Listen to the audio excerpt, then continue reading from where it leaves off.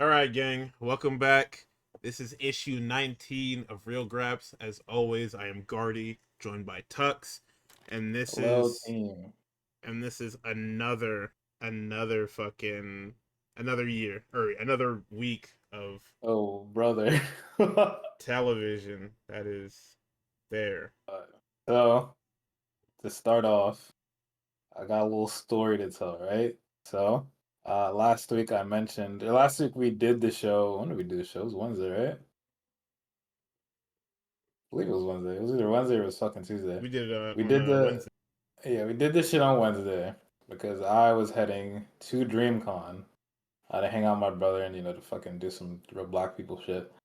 And while I was there, I found on the app that they had a little panel called Wrestle War, right? I don't remember. I'm not gonna pull this shit up, but like the description for it was come through to talk all things wrestling, all things AEW, and other promotions, right? I read that shit and I immediately said, all right, I'm being that bitch surrounded by some Fed soldiers, right? So before I even get in, right, I'm pretty sure I walked past a nigga that's in full Jey Uso cosplay. Like Jesus he Christ. he had the wreath that he wore Strike for the one. Rumble, had the fucking crop top yeet shirt, he That had the shades, might be he strike one had, and two. he had everything. Right? So I'm like, I know this shit is gonna be fucking good as fuck, right? Before the panel even starts. Niggas are doing all sorts of yeet chants, and I'm like, it's gonna be one of those, He's right? among his people. There's mad niggas with titles, with spinner belts, with all types of WWE paraphernalia, and I'm like, this should be fun. So the people that run the panel, they have their own entrances.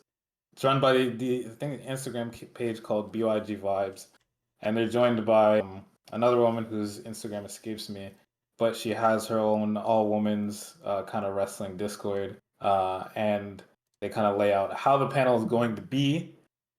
Um, it's not just like everybody sits and talks about the shit. It is they are going to have people. They're gonna have a topic to discuss, and then people are going to come up and cut promos on said topic, right? What? If whoever has the best crowd reaction, right, whichever person the crowd likes the best for said promo gets a prize. And I'm like, okay, I sure, right? Hell no. So the first topic is women in NXT. Oh, Jesus, dude. So what they want you to do, they want you to come up and talk about which woman in NXT is your favorite, or convince the crowd which woman in NXT is the best, right?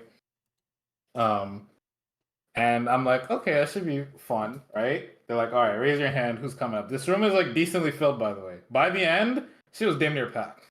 But at the beginning, I want to say it was like a half full room, decently sized room, half full, right? Nobody raised their hand for this. I didn't want to raise my hand because I wanted to let if there are any women that wanted to talk about NXT, He was gonna I go wanted to up there let and them do speak it. the gospel of Jada Parker. That's what Miss Parker. Can Yo. you hear me? But nobody raised their hand, so I'm like, yeah, I can talk about some women in NXT. Fuck it, let's do it, right? So I get picked second, and there's two other people, so it's four people that go up to do this, right? So I'm like, damn, I didn't get first pick. I really wanted Stephanie Valkyrie because that's the easiest fucking person to push on in that damn brand, right? Absolutely. This was like Friday, so I think we were just finding out she was going to be on Raw on Monday or something like that.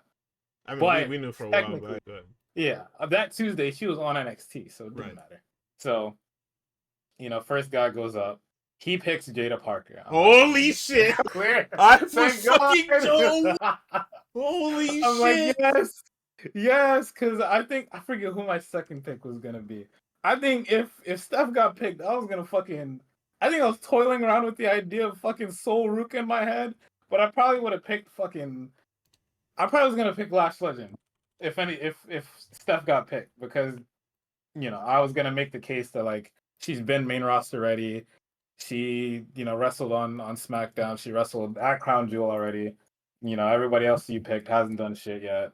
But first guy through and picked Jada, and I'm like, all right, thank God. He got a pop because he picked Jada Parker. All the black people in the room were excited for some Jada Parker. I was like, I'll be fine, right? I picked Steph. Um, I forget who the next man picked. But I forget who was it. It was like I think it was Kalani Jordan, and I think the last nigga picked Sol Ruka. The last guy did pick Sol Ruka. So I was like, all right, I have the advantage here.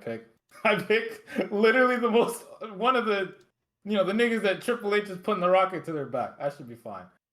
First guy goes and he says, we all love Miss Parker, and I'm like, all right, I won. I fucking won.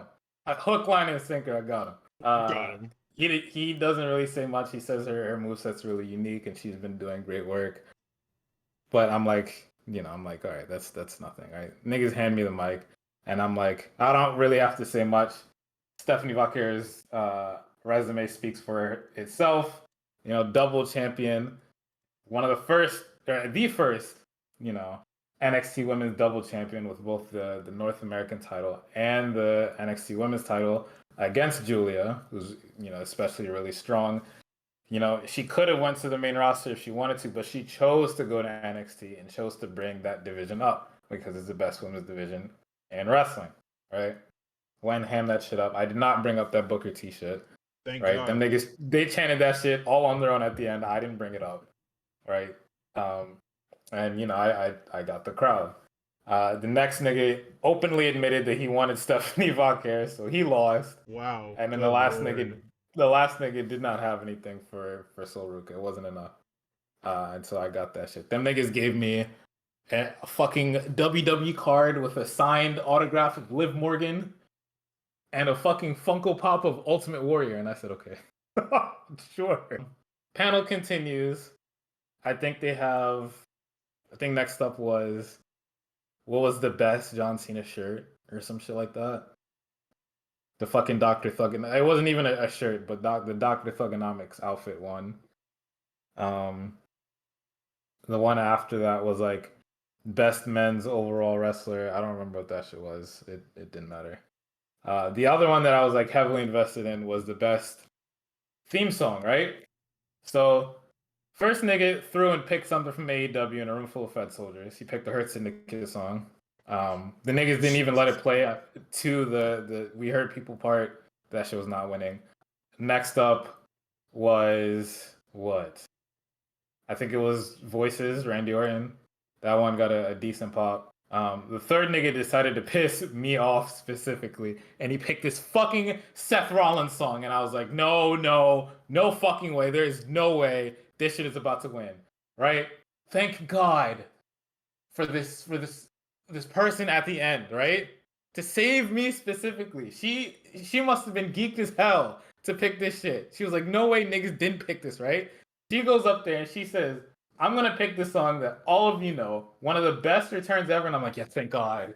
It's always in every universe fucking CM Punk vanquishes this bitch ass nigga Seth Rollins, and she picks fucking Cult of Personality, right?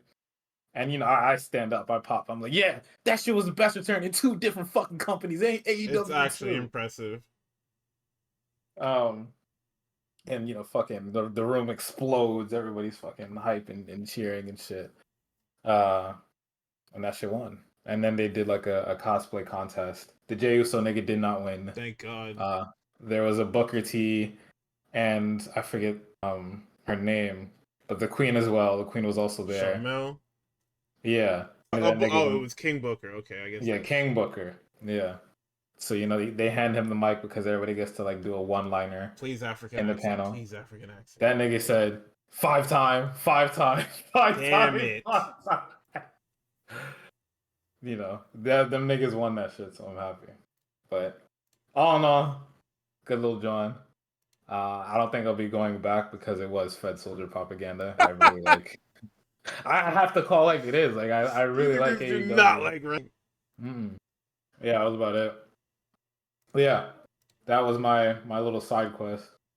I did not show Real Graps because if they watch this shit, they're gonna report us. I was taking, especially for some of the shit we're about to say. Oh but my God. I did have fun. I don't think they've uploaded it yet. I saw there were a couple of cameras in the room. I don't know if that's just like general Gen Con people that were like taking videos or if that was like them. But if it ever does come out, I'll fucking throw it in the Discord and you guys can watch. I think I cut a pretty good promo. I did win something, so But yeah, that was my Friday side quest before Friday Night SmackDown, where half we'll say half of a plane hit one of my towers, for real. So I shouldn't laugh. It's fucked up. so they start off Friday Night SmackDown with the worst part of the show, easily. What's up, Mimsy? Well, worst first part of the show because Bianca comes out, and we're glad to have Bianca back, right? Bianca's in her home state of Tennessee. They remark about how fucking this is like a record crowd out here in the University of Tennessee. It's not You hard. know, They rarely ever went to Tennessee. I'm pretty sure. yeah, but Bianca comes out. She's like, I love it here. My family's here. My mom and pop are here. The SmackDown crowd finally gets the fuck right. Or maybe it's just a Tennessee rub, but they finally get the fuck right and cheer for the EST. Like some real niggas like they're You know, it was supposed a to. Tennessee thing because we seen what happened to Lyra on Monday. Oh yeah, no, that was fucking Oklahoma was bullshitting. Absolutely bullshitting. So Naomi comes out and she's just like, oh, you've been ducking me. I'm glad I'm glad you're here. Finally I can get a hold of you. Like I went to your house, you know, went to go visit your parents' house. Like you weren't there. Like I let myself in to see if like you were there, but like nobody was there. Like I went through the photo album that you had, your family photo album, and like I saw the little picture of you when you were a kid. You look so cute. Son, And then son, I Bianca gotta gives stop her you the real quick. Cause, uh 'cause I was watching the opener. I was watching this shit with Gig. She said, I went to your house and I let myself in. Gig said, what? I was crying. Nah, I love this Naomi shit. It's just a damn shame that it has the backdrop of whatever the fuck the rest of this is. Jade Cargill. Yeah, that's the only issue. As every time Naomi and Bianca link up, is fucking cinema, and then you don't get anything with Jade. Like there's actually nothing with Jade. Fucking So elephant. Bianca gives her the craziest look, right? She like It's Bianca it's holds it's incredible. the mic up to her mouth, and then just looks at Jade, and I. Oh my god! So I'm pissed off. Nobody on fucking wrestling Twitter made that shit a gift. You niggas are useless. Cause Actually that shit, useless. oh my shit is fucking perfect. I'm gonna go back and get that shit later. Um, and she's like, "Why the fuck did you go into my house? Stay away from me, you fucking freak!" Right? So then Naomi, right, bro, being able to cry on command like that when you were just happy, that's some shit. That's some shit right there. That's some real shit. Hall of Naomi Famer. cries on command, then starts this fucking like there are actual tears falling, and she does this evil maniacal ass laugh, and then says, "Yo, B, it would be terrible if both you and your parents ended up in a fucking wheelchair." Um, and before we could get anything else interesting, the guitar is hit, and here comes Jade Cargill. Oh boy. Naomi and Jade brawl for a little bit. Jade and Bianca stare off. They have a stare down with each other. I don't. If somebody could, New Axis is out. Shout out to Gig. If anybody could explain why Jade stared at Bianca like that, is Because anybody? she was complicit. She just took Naomi's everything at face value and didn't ask no questions. So, which I mean, she does have a point. Like you, Didn't she try to call Jade and Jade wasn't picking up? but that's the yeah that's the easy answer. But the problem is that the fucking Jade Cargill shit. The Jade Cargill like that whole storyline was disjointed as fuck from the beginning and now in the middle too as well. So for the most part, it's just Jade got thrown in a car and then faded into obscurity until she came back. Yeah, and then like a good friend, Bianca confronted Naomi about it, and then when Naomi admitted to doing it, Bianca cut her off. So I don't see what the issue is. Me Said what the personally, heck? me myself. But hey, I mean, I guess we gotta hype I up would this have Jade dapped you versus up for Bianca doing shit. that, shouldn't me? Okay. No more So fault. Nia Jax's music hits, and I get really upset. But then I remember that they're in a fucking triple threat match for Money in the Bank. So I get He less got mad. fucking schmeckled over. Nigga thought it was a promo train. I did think it was gonna be a promo train, but then I get less mad, and then I get really mad again watching the actual match because it's not very good. This shit Like these stink, three, bro. these three Like, have negative chemistry with each nah, other. it's crazy because like I don't know what it was, but Nia is moving as slow as humanly possible, and I'm not sure why. I can't tell you why Nia is moving at 0.25 speed, and then Naomi is just walking. Naomi has to walk because everybody around her is just slow and fucking garbage. Yeah, like not even Naomi could say this shit. It really wasn't working.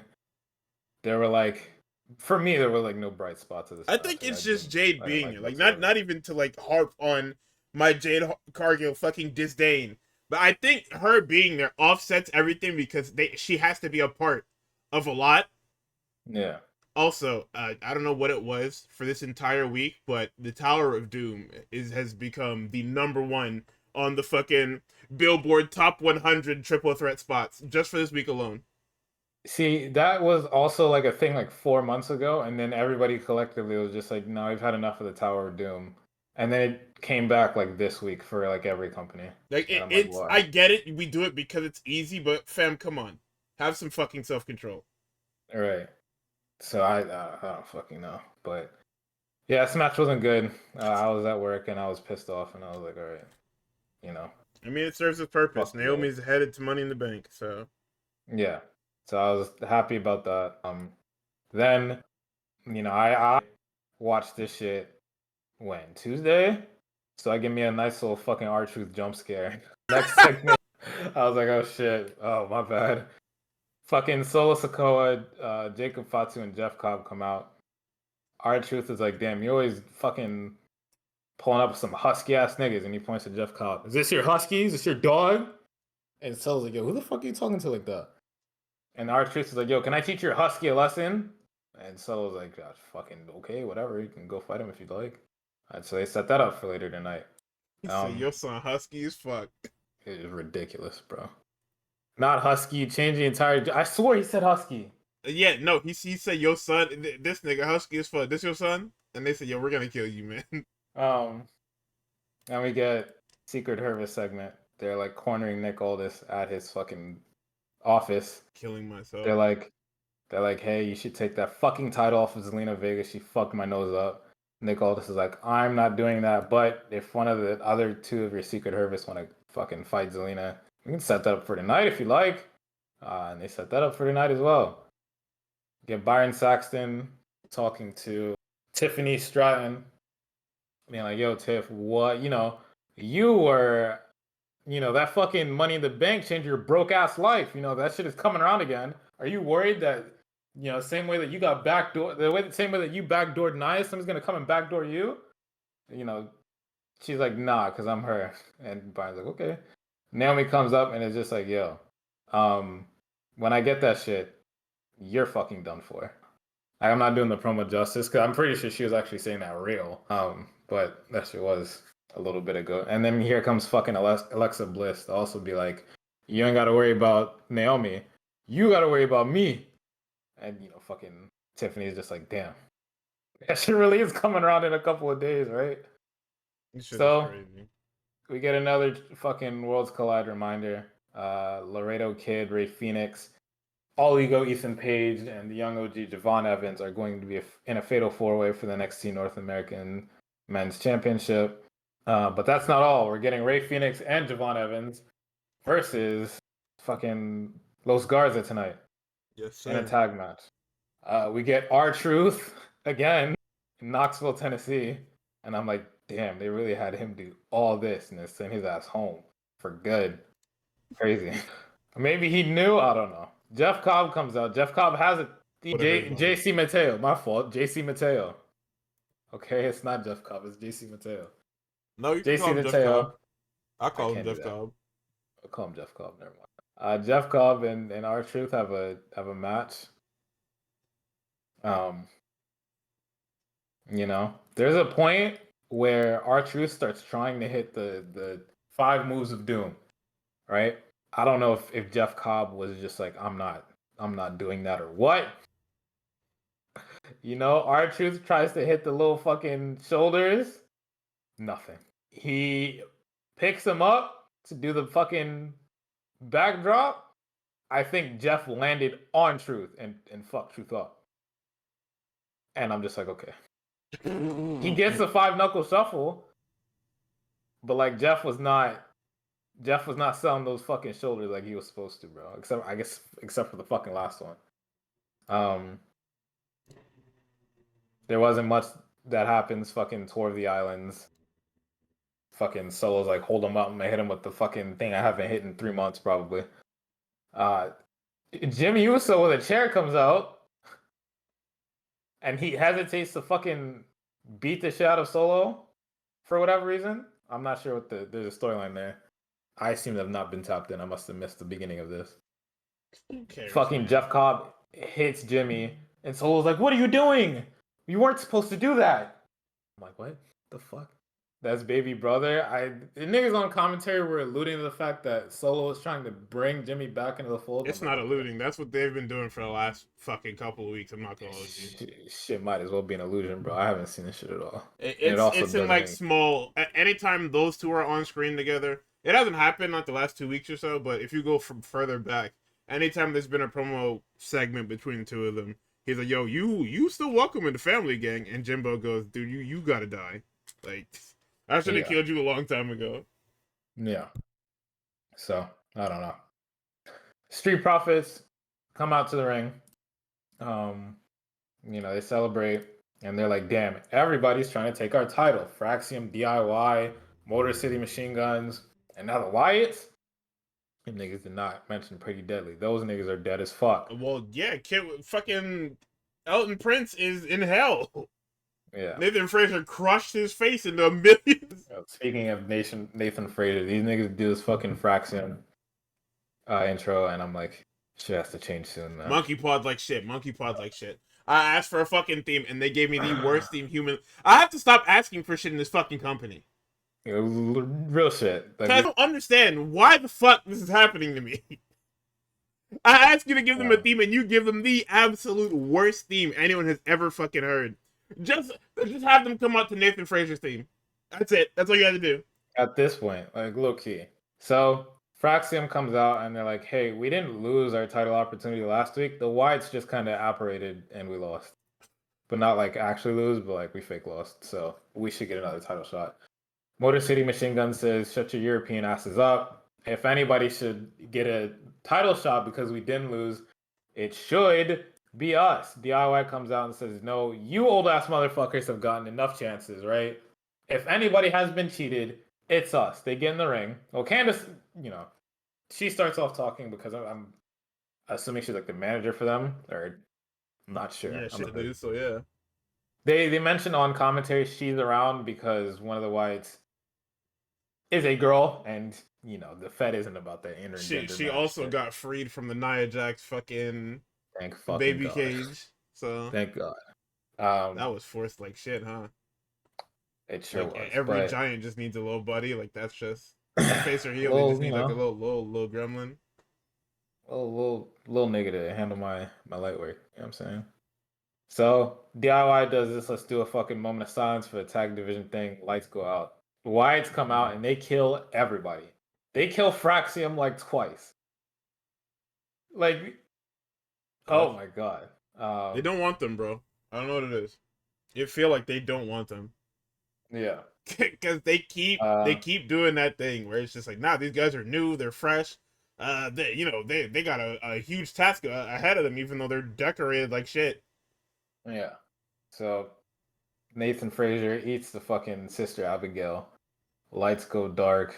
Everybody in the crowd putting up their fucking, their iPhones like we're at a fucking Smino concert. That nigga made me ask to. He asked us to do that shit like 6 times, by the way. Fucking Smino. And then I turn the page, right? What's next? Waiting for me? Is it Jey Uso? No, I'm lying. It's Ennis. Oh no, it's the fucking tag match, right? So Ethan Page is actually here and he's on commentary. Yes, sir. And he wasn't like grating to listen to. He actually did pretty good. I didn't expect him to be grating, but usually when they have guest commentators in this fucking company, I'm gonna say it straight up. Ethan Page is what niggas think MJF is. As far as like annoying ass niggas go? As far as the fucking chicken shit heel, Ethan Page is a much better heel. I think. I know niggas gonna crucify me for this, but I cannot. I skip MJF promos every week. I think the reason why people can't let go of this MJF experiment is because he says shit with such conviction. No, that's exactly what it is. Like it's conviction that niggas have not heard before. And So it's they're like, and he's willing to say the most reprehensible shit anyway. So yeah, he said a lot of that shit on Wednesday. I mean, I wanted to skip that set because his promos are they're so long and they're the yeah. same thing. Okay, brother, you're better than me. I'm poor. Okay. Do we have anything else to say? No. His shit backstage is way better than his shit in the fucking ring, man. Yeah, because he's not allowed to talk for long fucking periods of time. Yeah. Those vignettes are like a Listen minute here, or boys. 3 long, and that's it. You get him out to the ring, he's guaranteed 25 minutes somehow. And it's just, dude, okay, you're literally a Triple H level terrorist. Like, it's impressive. Literally, absolutely. So the match it's good. I there's not well, there is a lot to say. I really liked Javon's performance here. Obviously, this is like his first showing on SmackDown in front of the crowd. There's a part that makes me really sad where he does his fucking your boy bouncy shit on the ropes.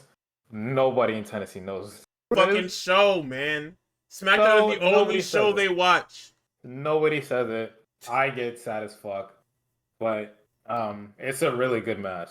Like the whole thing that they're doing here is they're trying to fucking put on like a preview for Worlds Collide. That shit worked. I'll be watching it. Niggas aren't even in the same matches, but yeah, I hear you. Yeah, I mean, as far as just like getting people used to Javon Evans and wanting to see more about Javon Evans, they're doing that. And like him and Ray Phoenix work really well together as a tag team. You know, if only Ray Phoenix is in more tag teams, but niggas might shoot me if I say that. I think the Ray Phoenix singles experiment might be over. But I also can't say that because the SmackDown singles division is in hell, so we need more people. So he can't go do tag team shit. However, Javon did good. The Garza did good. Ray Phoenix did good. Ethan Page, you know, does good on commentary, but also as far as like a fucking chicken shit heel on commentary, talking about shit, and also, you know, eventually getting involved in the match when them niggas get in his orbit. They all do really good. And me, myself, if I'm Hunter, I'm watching this match, give me Javon Evans right now. Absolutely. I would have said that. I wouldn't have even bothered. I would have just taken him. Like, I'm Nigga hoping like this is me, his I'm soft launch, fucking, I'm full sending it. I'm not even announcing that he's gonna be on. I'm gonna be like, yo, I'm gonna show out something real fucking cool. Yeah. And then let this nigga hoop with the luchadors. So this match also just fucking completely erased the fucking bad taste that the triple threat like left in my mouth. The ending of this match comes about as, you know, Ethan Page fucking pushes Javon off the top rope. Javon gets hit with that shit that I don't know what the name of it is, and then they just fucking pin him because Ray Phoenix got killed somewhere, and that's the end of the match. The shit? Huh? Are you talking about Los Garzas? Los Garza, they hit him with that shit. They hit him with that hashtag shit. Yeah, I don't know what that shit is called either. I don't think anyone does. Nothing has a fucking name anymore, so. And then Wade and Joe are so invested in this match. When the camera cuts to them after it gets off of fucking Ethan, they're standing up and they're arguing with each other about the ending of the match. Like fucking Joe Tessitore is all in on this shit, bro. He's amazing. He's fucking fantastic. We get a spooky ass Wyatt 6 4x3. Yeah, because why not? Video thing. Nobody needs this shit, but. Then we get Zelina Vega versus Alba Fire. Dude, please release us from this fucking nonsense, please.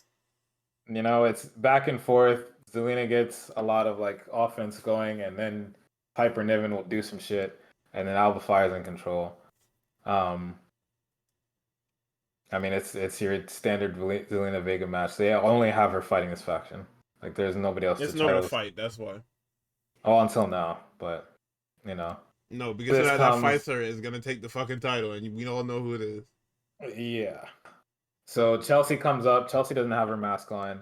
Alba Fire is almost about to run into her, but then, you know, Zelina doesn't completely roll her up, but, you know, rolls her back and then hits I believe it's Code Red. Yep. It's Code Red. That's the finish. That's the end of the shit. Zelina has escaped with the shit once more. Then we get my first 9/11. Well, the towers are set up. Let's say this. We get a Miz promo. And Miz is just like, hey, if you run the play, then you can go to Money in the Bank, and then we can cash it in for some gold. And Carmelo is like, we. Listen, bud, you may have gotten me in the match, but what's going to take me there is my time, right? You know, the Miz looks taken aback. He's kind of upset. And then Carmelo's like, listen, I'm going to go out there. I'm going to run the play. And then, you know, I'm going to make it in, right? And then he says the thing. He's like, you know, because we're Mello don't Miz and we're us. And then he says him because, you know, the Miz isn't very happy. We get a Damian Priest promo. Well, Damian Priest is walking the ring. Then we get a Julia promo that says, hey, I have a goal. It's not just being the best, because everybody says that. My goal is to be indisputable, right? You know, Fed him now. SmackDown, I'm better than all you niggas. I'm gonna take what's mine. Stop me if you can, nigga. Hard cut to Zelina Vega walking through the tunnel, or not through the tunnel, but walking backstage. Julia fucking appears and is just like, hey, I see you. I also see that title, nigga. And, you know, Damian Priest promo talks about how he got past Drew. The Drew that he fought wasn't the Drew that sits on social media and type shit. It's the Drew that is a warrior. You know, Drew, I respect you for that. And then he says, you know, there's one man that I'm going for who I think is the baddest in the company. And of course, it's not John Cena who's on your brand. It's Jacob Fatu with the United States belt. And, you know, I don't want to just have the title of El Campeon. I have to actually, you know, have a title to be called El Campeon. You know what I'm saying? Damian Priest walks past Jacob Fatu, and then we get the triple threat match. What part is this? This is part 2. Yeah, so part 3, this one's fucking insane. What they actually do here is quite crazy. Right?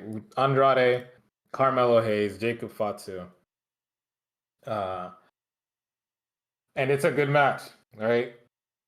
I really like that they're continuing to fucking push the storyline along with Andrade and Carmelo Hayes because they've recognized that LA Knight fucked it all up. So they're like, don't worry, guys. We're going to continue to give you fucking Andrade and Melo Graps. And honestly, for the fucking US title, this should have been the fucking triple threat that was the contender match to go up against Shinsuke. Although, you know, it quite literally was not possible because Jacob Fatu fought Andrade for it. But, you know, there's a lot of, like, table spots throwing each other over shit. A lot of fucking, like, not backbreakers, but fucking first 48s by Carmelo Hayes. There's a lot of those. He had, like, fucking 3 or 4 of them bitches. Andrade does a lot of high-flying shit. This is yet another instance of fucking Andrade reminding the crowd, I'm that nigga. He goes out there and starts moving as fast as he fucking can. Every fucking pants, man. He's them fucking dress pants. Yes, dress pants every tights, time. whatever fucking is. Put a fucking belt on. Like, what's going on? He's cooking. The bun never comes undone either. That shit is always pristine. Never. They're not pristine, but it's still together at the end of the match. Nigga, I wrote in my notes. I said this is a SmackDown players ball. You shitting me? Literally, this should be the future of SmackDown. Okay. If like 2 of the 3 of these niggas do not have gold at one time, in the next 3 years of SmackDown, throw the fucking promotion away. Son, The Miz gets his head blown off his fucking shoulders and eliminated. Yeah. Eradicates him. It's not even Which vanquishing. then begs the question, what is the fucking play that we're supposed to be... I hate when niggas do this, right? Whenever you say, like, you're like, all right, we have a plan, and then you don't say the plan, normally I should see the plan unfold within the match. Well, it does. Is the plan just standard, oh, I get up on the apron, and then somebody gets rolled up and we win? That's a fucking most... Yes, that's always the plan. The plan is always, I'm going to distract this nigga so you can hit him with your shit. Which they do in the beginning. In this match, right? It starts that way, and it's great. And then Jacob looks at this nigga and decides, all right, so you're done? He said, oh, yeah. Yeah, I guess I'm done. Super kick, crushes his head in between the damn barricade, and The Miz is vanquished for the night. The Miz gets fucking killed, and the match continues. Later on, fucking... You know, Melo and Andrade are like set up on the fucking timekeeper's area. The fucking most dangerous part of SmackDown, right? This fucking timekeeper's area. Yeah, because of one person, by the way. So that guy who is the danger that is the timekeeper's area, fucking runs full speed at them. Andrade and Melo split. They dip. Fucking Jacob blows right through that timekeeper's area. Damn near eliminates himself permanently, bro. The way he blows through this fucking barricade, I would have thought he concussed the fuck out of himself. I think he probably did. The speed at which he hits everything and goes through it, it's unreal. It probably hit that fucking chair hard as shit too. So Melo and Andrade have their fucking third or fourth unofficial game 7, right? Andrade kind of whooping his ass. I can't lie, gang. It's a good match between the two of them. Andrade looks to be gaining the upper hand, and then Jacob comes back to the fucking shock and awe of the fucking commentators. They're like, "What?" And then I'm like, "All right, how does Jacob lose this then?" Jacob is back. How do you think? Niggas are tired. I see Solo Sikoa and Jeff Cobb walking, and I'm like, oh. Of course, right? Of course. Because he can't just lose, or he just can't not be part of the decision. It's a triple threat for a fucking reason. The triple threat has been around for fucking 90 years at this point. We have numerous ways to beat people without actually beating them. So you tell me why this was the finish. I couldn't fucking... They really want to protect this guy for whatever reason. Like, I'm sure it'll be impactful if somebody ever pins him, but the fact that they don't play up that he's never been pinned before, I feel like when it does happen, it's going to be like a footnote that fucking Joe Tessitore is going to bring up calmly. I don't think the crowd has bought into the fact that this nigga has not been, like, actually pinned yet. Because it doesn't matter, because he's got people. True. And that's the bigger issue with how WWE books factions, where it's just like, you niggas, you cannot live and breathe without your faction being attached to the hip. Like, if you say, hey guys, stay in the back tonight, I don't need you, this is dissension. That's what this is. Yeah. There will never be if you are in a faction, there is no reason that unless you're a face, of course. There's no reason that your faction is not attached to you at the hip, like conjoined to your body. Literally. Like the fucking Death Riders is evil faction perfected at this point. The niggas are always there. So the fucking Goku and Vegeta of this triple threat, Carmelo Hayes and Andrade cannot put away fucking Metacooler or whatever this nigga is, right? So Jacob Fatu hits his moonsault, and then Solo gets up on the apron, he hits the fucking run the shit again, nigga. And Jacob gets pissed off, and he comes over. Jeff Cobb's telling him to do it again. Jacob's like, who the fuck do you think you're talking to, right? Here comes Jimbo, right? Apparates, gets Jeff off the apron, fucking super kicks him. Melo fucking pushes Jacob into Solo, knocking that nigga off the apron. Hits Jacob with a first 48. And then fucking Andrade hits him with that shit, the double underhook fucking suplex. Melo is dead. The cameraman fucked this up. I had to fucking rewind, and then they showed a better replay later. But in the moment, them niggas were so fucking focused on goddamn Jimbo, I couldn't actually see what happened. So all I see is fucking Melo get rolled back and get hit with that shit, and I'm like, what the fuck just happened? So now Andrade is now going to the Money in the Bank. Melo in the Bank is officially dead. Try again next year, nigga. I don't know what to say. We are now barreling. Well, we're in.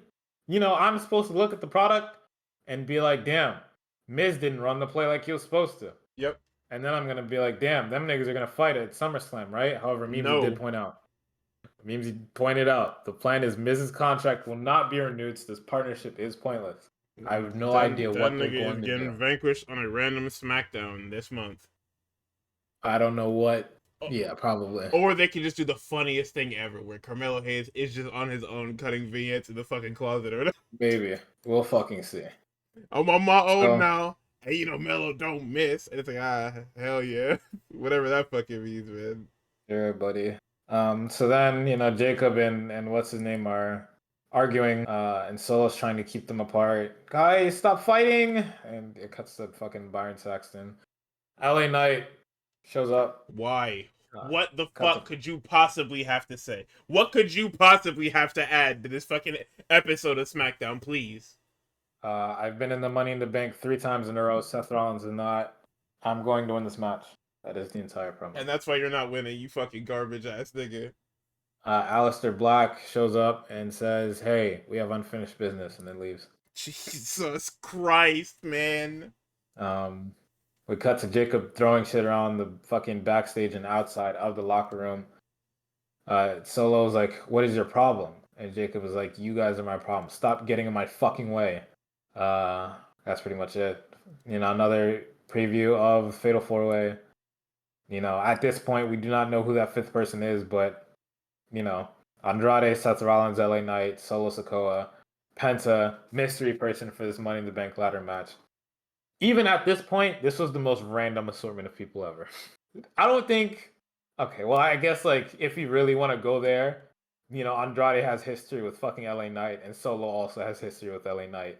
But past that, this is actually the most random assortment of people I have ever seen. Oh, in the Money in the Bank match? Yes. Yeah, because what they tried to do is, because Seth is winning the fucking thing, they tried to stack it with all the fucking stars to try and hide that there's an obvious winner here, when in reality, it's not possible. Yeah, because on that graphic, there's only one main event caliber nigga.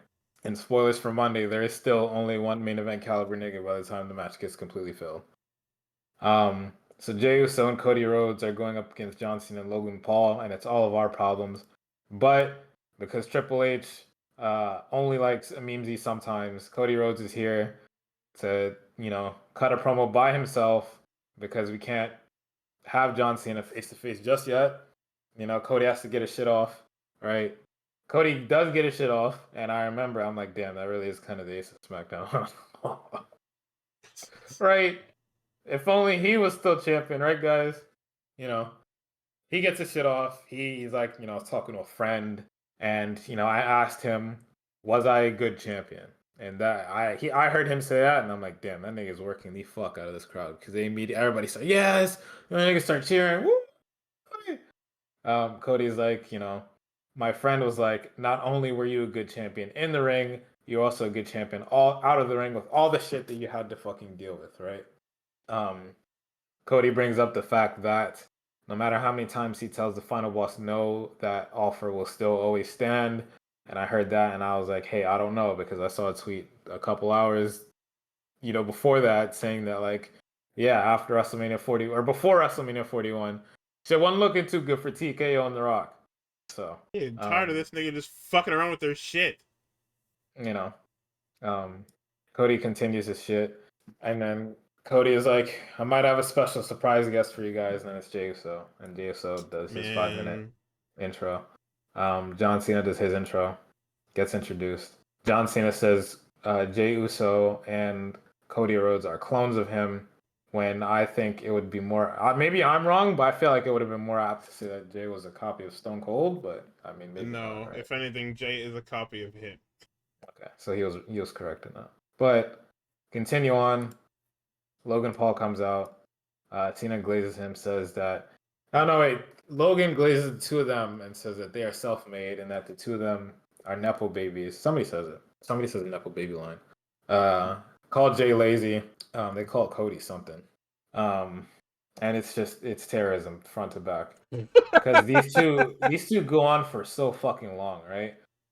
By the time we even get to the actual faces saying anything, maybe it's because Jay's intro went too long, right? Maybe that was the issue. There is no such thing By as the one too time long for this guy's shit. you ask TKO, that's what they'll tell you. Those two, the fucking evil niggas, drop their mics and get ready to leave. Jay's like, well, no, we can settle this shit right now, right?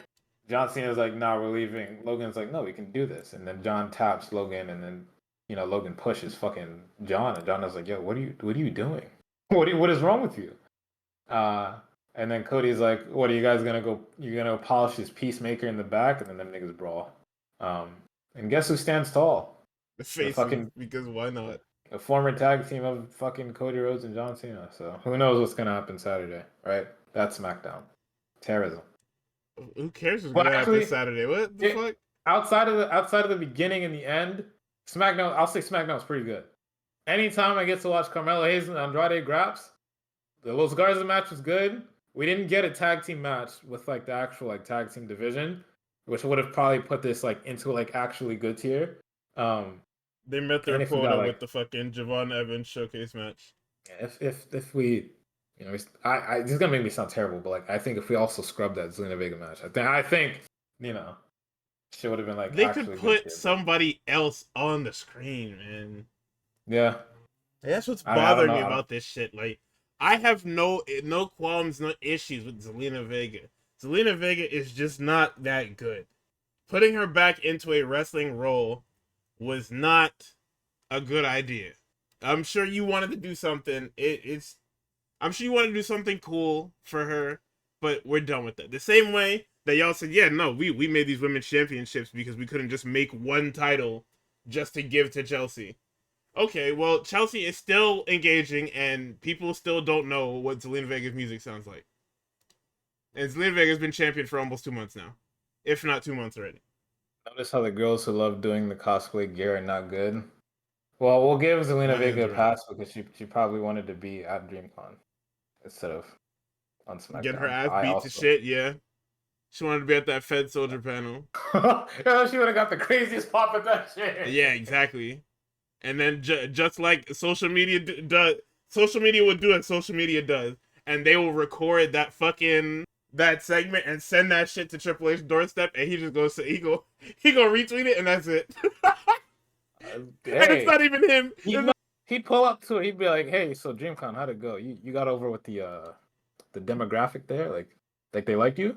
That's real. And he just starts sending out fucking black missions. So you got the black people over. Absolutely, send me. Hey, I condone it. Go Oh ahead. my Whatever you need to god. do to get your shit back on track, man. I saw a report that said it was from some random podcast, so it wasn't a real report, right? Because at that point we can just start making shit up. But it was some podcast that said, yeah, in the next 18 months, Triple H probably out the fucking door.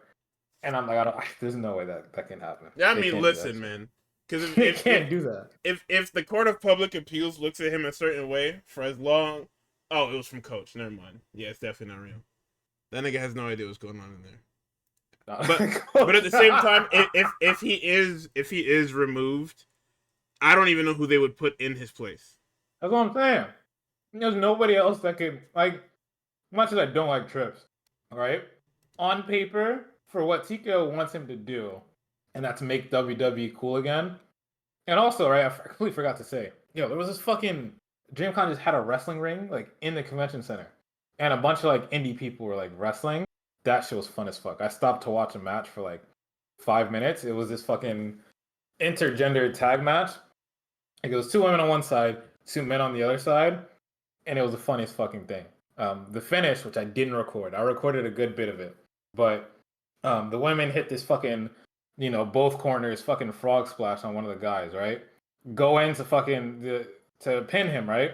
Ref goes 1, 2, holds his hand up a little bit before 3. They kick out, and then the crowd fucking erupts, and they're like, "Fuck you, ref," right? The girls set up this fucking superplex, right? You know, each of them have like a guy under their arm. They're about to suplex both guys. They can't get it up, right? The fucking ref is still arguing with the crowd. Turns around, goes in to help them fucking finish the superplex. That's the finish. 1, 2, 3. Fucking first floor erupts, bro. That shit was fucking fire. Genius. Right? So if we're gonna attribute some of that to Triple H and how much he's kind of like brought these dog shit ass celebrities in to fucking spread the propaganda and the good word. Jey Uso doing Jey Uso. At this point I can't even deny this shit anymore. Niggas love him, bro. I will I know, never be a Jey Uso soldier, brother. but that shit is actually impossible to deny. We can check it. There's VOD somewhere on the internet of me watching Raw about 6 months like before the Royal Rumble. And I was just like, oh, this nigga is on every commercial during this commercial fucking break. Yeah. It's so like you can ask me, I was like, oh, it's so over. Like, wow, it's so beyond cooked. Like this nigga If is. I knew that, I knew they would have fucking gave him that title. Nah, I didn't know. I realized it so quick that it's undeniable and you can't. But you see what I mean? Yeah. This is what I mean about Triple H's whole thing of having the crowd in the palm of your hand, and that's when he will pull the trigger on you. Yeah. Like, So I can kind of see why. It's not a coincidence that Niggas, the Julia promo was worded like that. That's why I said who you think gave her that that verbiage. yeah. So, like on paper, Trips is doing his job. You look a little bit deeper, and it's just like, whoa, what are you doing? Right? But like, as far as like making wrestling cool again and bringing it back from the fucking depths of hell that Vince had it in, Mickey Mouse bullshit that Vince was putting out. among people, yeah, he's good at his job. Um, so I don't know, but you watched Collision Saturday? How was that? Absolutely, nigga. It was a good. I mean, we say this about Collision every fucking week, like because this is the wrestling promotion, like in hard stop wrestling promotion. There's no such thing as a bad Collision. So I'll take us through Collision for a little bit. I'll speed through this because it's not really like an important show. It's just Fighter Fest setup. So in the opener, we get Claudio. Well, hold on. Did I just fuck my notes? Oh no, okay. We get the Claudio in the opener. Is that true? Yeah, we do. Okay, well, what Yeah, the fuck? I don't know what my. yes, Claudio. Hey, oh yes, yes, yes. We do start with the death because I hear the first thing you hear when Collision cuts on the air is the Death Riders theme, of course, because like the NWO, they are the entire show. It doesn't matter what show it's on. So we get Claudio and Commander. It's a qualifier for the International Championship because we hate me and we hate the lineage of titles in wrestling, and we will defend them on free TV whenever we fucking want. Back to back to back to back to back weeks, by the way. So it's standard small man, big man match. Claudio is great, even as a heel. Even the people are saying that he's boring, but he could be even better just as a face. Like he's wrestling a slow, brooding style because he's a heel right now, and because of the type of heel that he has to be. So we get a cool spot where Commander is going for a Rana, and Claudio is literally able to maneuver him without like physically moving his arms. He's able to hold on to him. Commander leans back and he swings him around from there. Then we have another spot where there's a rope walk cutoff, where Commander tries to rope walk because his thing is a rope walk shooter. He rope walks, he cross bodies into Claudio. Claudio catches him and hits about like 3 gut busters.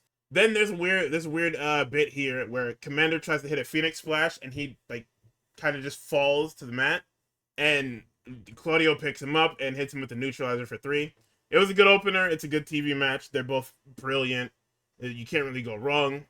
We get a recap of what happened after last week's Dynamite, where Swerve meets Ospreay Swerve is talking to Renee, and he's like, "Hey, I already said I'm sorry, but it'll never be kosher between us.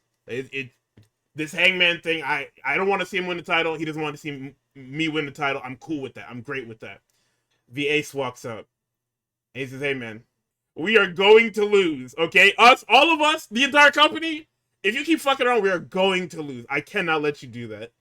And it's like, man, get the fuck out of my face. He tries to leave. Ospreay slams the door shut in front of him. Swerve shoves him, and then they start brawling. And then it cuts back to TV, and we get Paragon and Tomohiro Ishii versus the Callis family, which is Takeshita and Roppongi Vice. It's nothing. It's a party match. Okay, and what blew me away here was these niggas cheated to beat Ishii. A nigga that they beat all the fucking time, all of a sudden they gotta cheat now. We get a Rocky Romero low blow into Raging Fire, and then that's that. We get Bowens and Okada, which isn't a bad match, but it's very much a obligatory. Okada, you have 3 matches to wrestle this month, so here's your 3-match quota.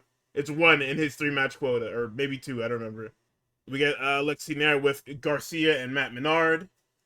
Callis walks up, and Callis does as Callis wants, where he's walking around with Lance Archer so nobody can beat his fucking ass. Like, it's brilliant. Lance Archer is literally just his heater. He walks around with Lance Archer talking shit because who's gonna fight 7-foot Lance Archer? Yeah. So he walks up to Garcia and he's like, "Hey, you're hanging out with fucking Matt Menard, nigga. Matt Menard is your mentor. Are you fucked or what?" And so Garcia said, "Yo, I'll whoop your fucking ass, man." He said, "Hey, I'm just trying to help, man. If you want to keep hanging out and being a fucking loser with fucking Matt Menard, you can. Or you can hang out with me and be a winner." He walks off. FTR and Stokes come out for a gloat segment. The first thing Stokely does is hit the Nelly. He hits the E-I-E-I, uh-oh. And it's like, all right. And they have it printed out on paper And they show it to the camera. And as they're speaking, Atlantis Jr. and Templario interrupt. And they... Basically, the whole crux of that is they're going to get FTR at during Fyter Fest, I believe. It's either that or it's the Arena Mexico show. I can't remember which one it is. Either way, that is down the line. We get a Mercedes and Tony package. Then we get Sky Blue and Shirakawa. This is an extended squash match because it's Sky Blue and Shirakawa. Sky Blue is at the bottom of the rung. Is at the bottom rung of the division. Shirakawa's on her way up. She is also the new toy. Therefore, we get a glamorous driver for 3. Julia attacks Shirakawa from behind, and Tony Storm comes out to help her. Then we get Gates of Agony killing some guys. Who cares? Max Caster, something. In Max Caster segment, I don't even know what happened. He was talking to some people, and he was getting them to practice his shit. And then I don't know what he saw, but it spooked him, and he ran out of the room, and that was the end of the segment. So we get LFI versus Top Flight and AR Fox. Gee, I wonder who's going to win this. And of course, I look away, I look back, you're not going to believe who the fucking Heat Magnet is for this match. Anyone in the class want to raise their hand and tell me who it is? If you guess AR Fox, you damn Skippy. Oh. They beat the shit out of fucking AR Fox. Fucking weekly occurrence for the guy. Like, he gets great crowd reaction. The crowd fucking loves him. They will not let this nigga cop one singular W ever. The shit out of AR Fox this entire match. So at some point, Roosh removes the fucking top buckle. The ref doesn't do anything about it. It's just uncovered like the whole match. They're throwing people into it. Niggas are getting bounced into it. It was fucking crazy. So there was a cool little spot where Top Flight launches Jalisco into an AR Fox cutter. And then Roosh obviously takes over. And I believe he hits his little shotgun corner, seated corner drop kick onto it. Was probably fucking Darius Martin or whichever. It was one of the Martin brothers. But point is, they jump them post match and they get saved by Speedball and Commander, which will set up Wednesday. We got a Mark Briscoe promo, and this Mark Briscoe promo is fucking awesome because you cannot go anywhere on the internet and find me a bad Mark Briscoe promo. Mark Briscoe is the quiet storm of wrestling, where he has a unique presentation, he has a unique promo presentation, and he is a great fucking wrestler. Like, I cannot say enough good things about Mark Briscoe. Do I want Mark Briscoe to be a world champion? No. But is Mark Briscoe a fantastic professional wrestler that deserves kudos every time he's out there?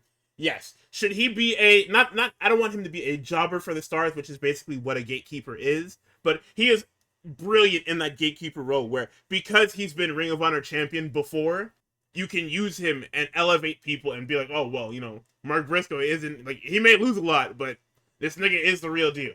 So he talks about how in the the trios match last week, he got choked out by Moxley. He didn't tap out, he just passed out. He says, yeah, my son, I came home, my son was like, hey, daddy, you gave up. He said, what? I did not give up, nigga. Hey, I did not tap out. I passed out. But, it's a 5-year-old. You can't explain the difference. 5-year-old seeing you lose because you didn't get pinned. You didn't get pinned, but you lost, which means you gave up. So he said, hey, all right, I gotta fight you. I gotta fight you for my pride, for my family's pride, for my legacy. Not even legacy. He just said, I gotta fight you for respect, nigga. Keep the title in the briefcase, nigga. I don't even want that shit. I want to fight you. Go. That shit is so fucking wrong, man. Give me more Mark Briscoe. I get mad when I see Mark Briscoe because y'all gonna beat his fucking ass. But that shit is fucking awesome every time it's on my TV. So actually, fuck the bucket eyes. And in our main event, we have a pretty cool match between Hechicero and Mascara Dorada. I believe this is the former Grand Metalik of WWE fame. And I shouldn't say WWE fame, but most of you will know him from WWE because we don't get CMLL here in a palatable format. So he would be of WWE. So it's a cool technical matchup. You've got the Mascara Dorada is a technician, but he's also a high flyer, and Hechicero is more so technical than high flyer, but he can do both. They start with a bunch of mind games of entering the ring, leaving the ring. And Hechicero is trying to work the leg to stop Dorada from running around. But eventually, Mascara Dorada hits a top rope poison Rana, and then he hits the lightest looking shooting star press ever. It was brilliant. It looked like time stop when he went up there. And that was Collision for last week. It was, like I said, Collision is damn near good every week. The problem with Collision being just good is that because it's not great, people aren't going to go out of their way to watch it. Like, Collision will always have a match or 2 or 3 that's good, but it's not like pay-per-view caliber, so it's not must-see TV. Also, you're missing the stars, so. Because look, I mean, like, Moxley appears in like a video package or whatever, but like, Okada was in a nothing match on this show. Paragon was in a nothing match, or Takeshita was in a nothing match. You had the Gates of Agony winning a squash match. Like, there's too much fluff on this show, and that's what's always been Collision and Rampage's problem as B and C shows, is that because AEW has so many good workers and none of them are stars and none of them are made out to be stars, anything that's not Dynamite is passable TV. And by passable, I mean like not good, but passable as in I can go back. I don't have to watch this live. I can hear it from somebody else and maybe go back and watch the main or the open or whatever if need be. Which is why they're struggling with this thing. Which is also why it's on Tony Khan to build stars. Like, you're building up Kevin Knight. Kevin Knight has to be on Collision as well. Kevin Knight cannot just be on, which he was. But he has to be on, like, you have to split it. People have to want to tune into Collision. Which is why Speedball on there too. Which is why Thekla being on Collision, on this week's Collision, is very fucking funny. Yeah. Like that's impressive what they do there. So let's head over to Raw. I hate this fucking show, man. I'm gonna be honest, I enjoyed it less than SmackDown this week. Yeah, because it's a bunch of fucking nothing, man. Like, realistically, there's nothing on this show that was like super duper must see. It's the women's matches were better. I mean, yeah, okay. Yes, the women's match on fucking SmackDown. Like, come on, man. Like, who was in the women's matches on SmackDown? Come on, you could. Anyway, the show starts with Punk, and Punk he's old. He's getting up there because he comes out here, and what's the first thing he cuts? This motherfucker is. He said, "Damn, we in Oklahoma. I heard that they got thunder out here. I heard we getting thunder." I said, "Holy shit." Are you doing a fucking NBA Finals plug? Are you that old? Are you company man Punk right now? They eat that shit up. They eat it up. Are you a fucking asshole or what? Dude, I love him, but come on, man. You're showing your age, please. They got him in the fucking Seth Rollins blender, man. There's nothing to actually talk about this guy until Sammy comes out. And he does it. No, what really got me was he did the cheap plug, too. He said, regardless of the finals, just make sure you tune in to Raw and SmackDown. I said, no! My Rebel, he's fucking company, man! No! Oh, God. So he says, hey, we're on the way through the summer of Punk. And once he started talking about this, I knew he was fucked. Granted, no, I've noticed it. This one was particularly bad. He started the promo with this one. That's why, but it wasn't even like a clever one. It wasn't even clever. It was quite literally just, I'm going to, what's the thing to push right now? But yeah, even though I knew the outcome, once I heard him talking about Summer of Punk and declaring for the Money in the Bank, I knew he was fucking cooked. Like, even before the match, I saw that roster and I was like, I don't think Punk's winning. I wanted Styles to win. Old ass AJ. And he could have. Hey, no, because you know what he's got? No, sorry, he's not in that one. Sammy's got to deal with Karrion Kross till his contract runs out. My fault. Forgot about that. Well, we'll get to that. Yeah.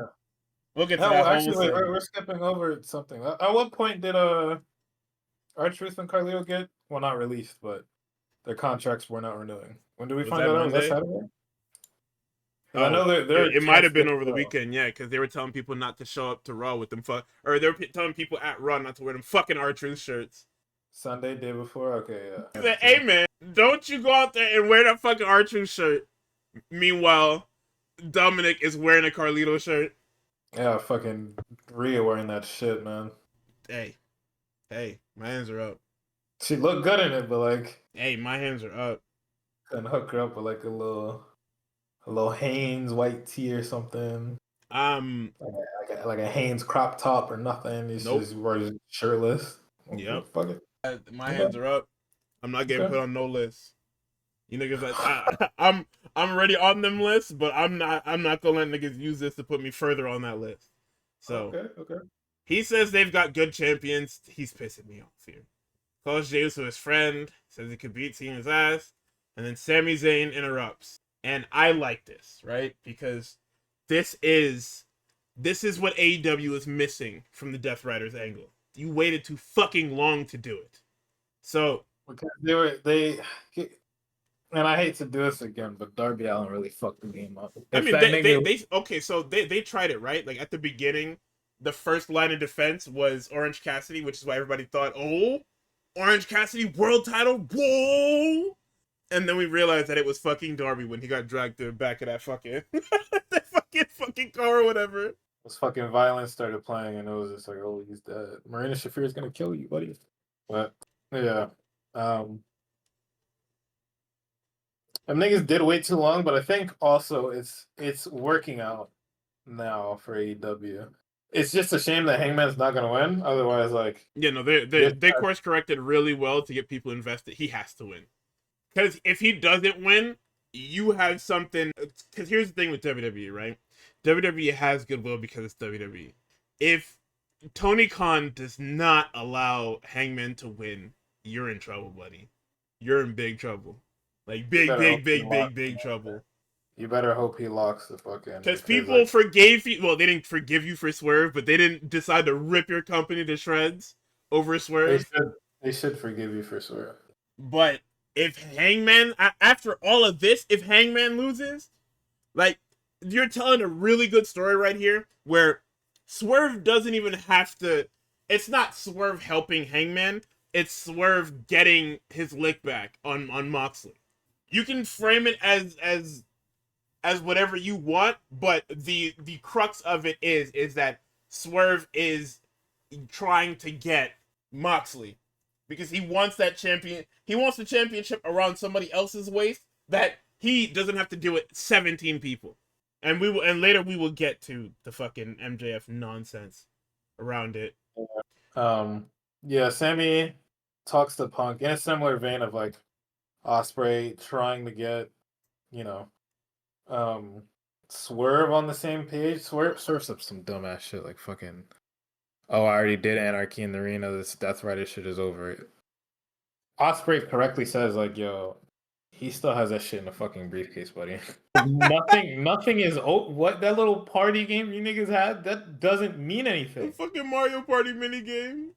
Cause like if we don't band together, then the next time that fucking anybody goes to fucking try to win that world title, it comes with fucking ref distraction, Marina Shafir interference, or a ref distraction, Wheeler Yuta fucking interference, or God forbid, fucking bastard Pox fucking respawn timer hits.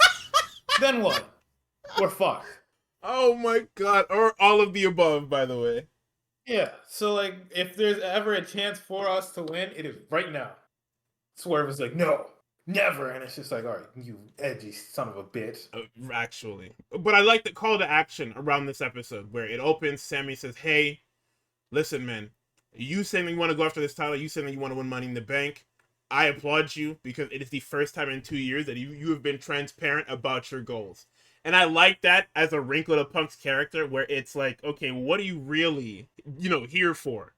Because you weren't just here to fight Drew McIntyre. You weren't just here to defend Cody. You weren't just here to, make amends with everybody. You're here because of a certain thing. You weren't just here to main event WrestleMania. Like, you wanted to do it, but you want more than that.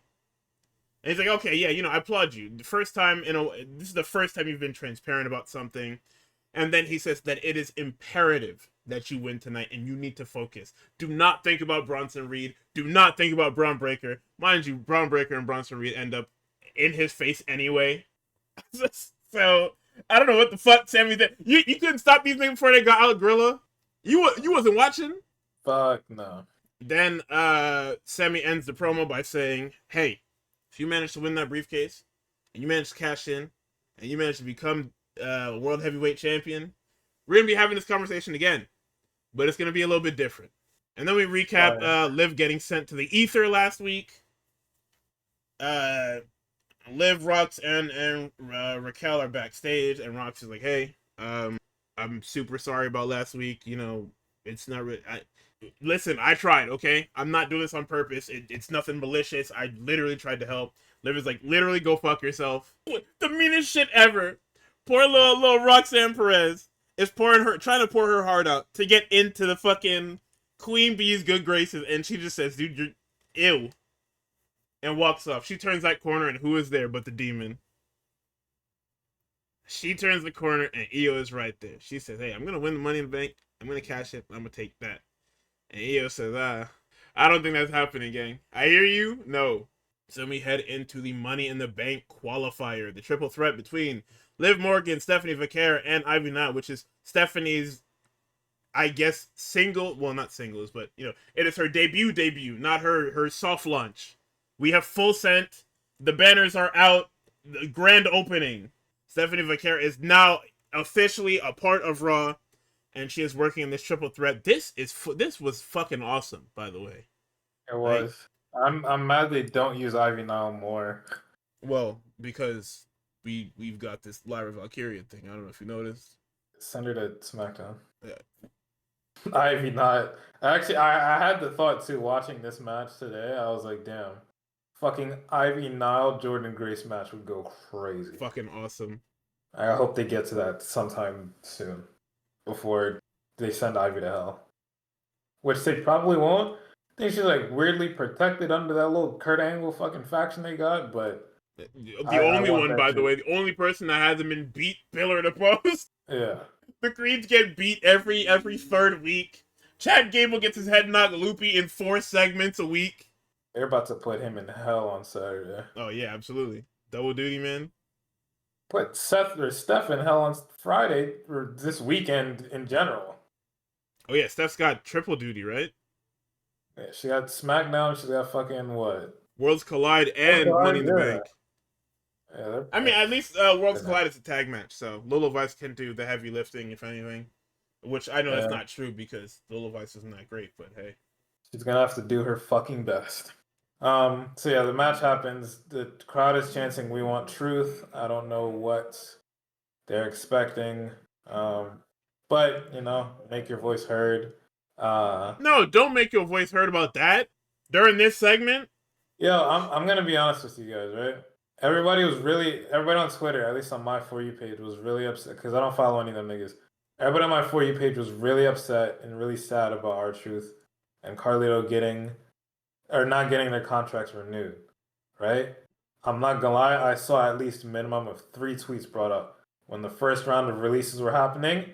Niggas were like, "No way, this talent got released while fucking R-Truth and Carlito are still in the company." Yeah, Right? but that's how it is, right? It's the no way they're still employed till they actually get fired. Like I get it, I really do.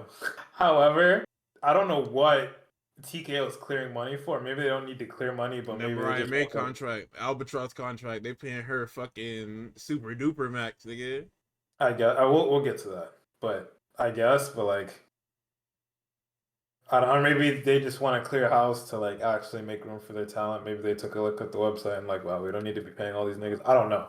However, I just want people to be truthful and just be like, damn, suck to see Truth and Carlito go. Hope they find something else, right? Or I hope they get brought into a Legends contract at some point, right? You just gotta say that. I didn't expect to see that much outrage over what you know, if anything, it was jarring to see because R-Truth literally just wrestled a match, and Carlito was like actually funny in these Judgment Day segments. So it's jarring to see, you know, the two of them get released. But I didn't expect this level of outrage, I guess. The And I don't R-Truth want, legacy act.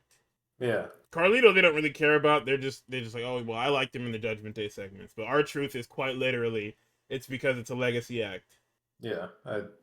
I hear them. Stop lying to me. So back to the match, right? It actually is a really good match. There's 3 hoopers on my screen. Stephanie Vaquer goes for this fucking what are they calling it? The Devil's Kiss, Yeah. right? I'm gonna be honest. I like the move. Somebody get that fucking male monkey off the commentary, bro. Cut that shit out. What the Listen, fuck is he man, doing? he did it in solidarity with Booker. I thought he wasn't gonna do it because he didn't do it last time. Oh She was man. on Raw 2 other times and he didn't do it. So why is he doing it now? Cut his mic. Cut his fucking mic. Michael Cole's a fucking bitch for letting him do that shit. Like, come on, bro. He does it twice and he's not even doing it like Booker T did it. He's barking. That's like infinitely worse than whatever Booker T was doing. Like way worse. Because he heard people sad about Booker T. Alright. Get that nigga off of Twitter. Matter of fact, let's just skip forward. How many days? 90 days? Let's skip forward to fucking 90 days so the NFL can come back and he can refocus his efforts to the fucking National Football League. Actually, get Alright. that outside of here.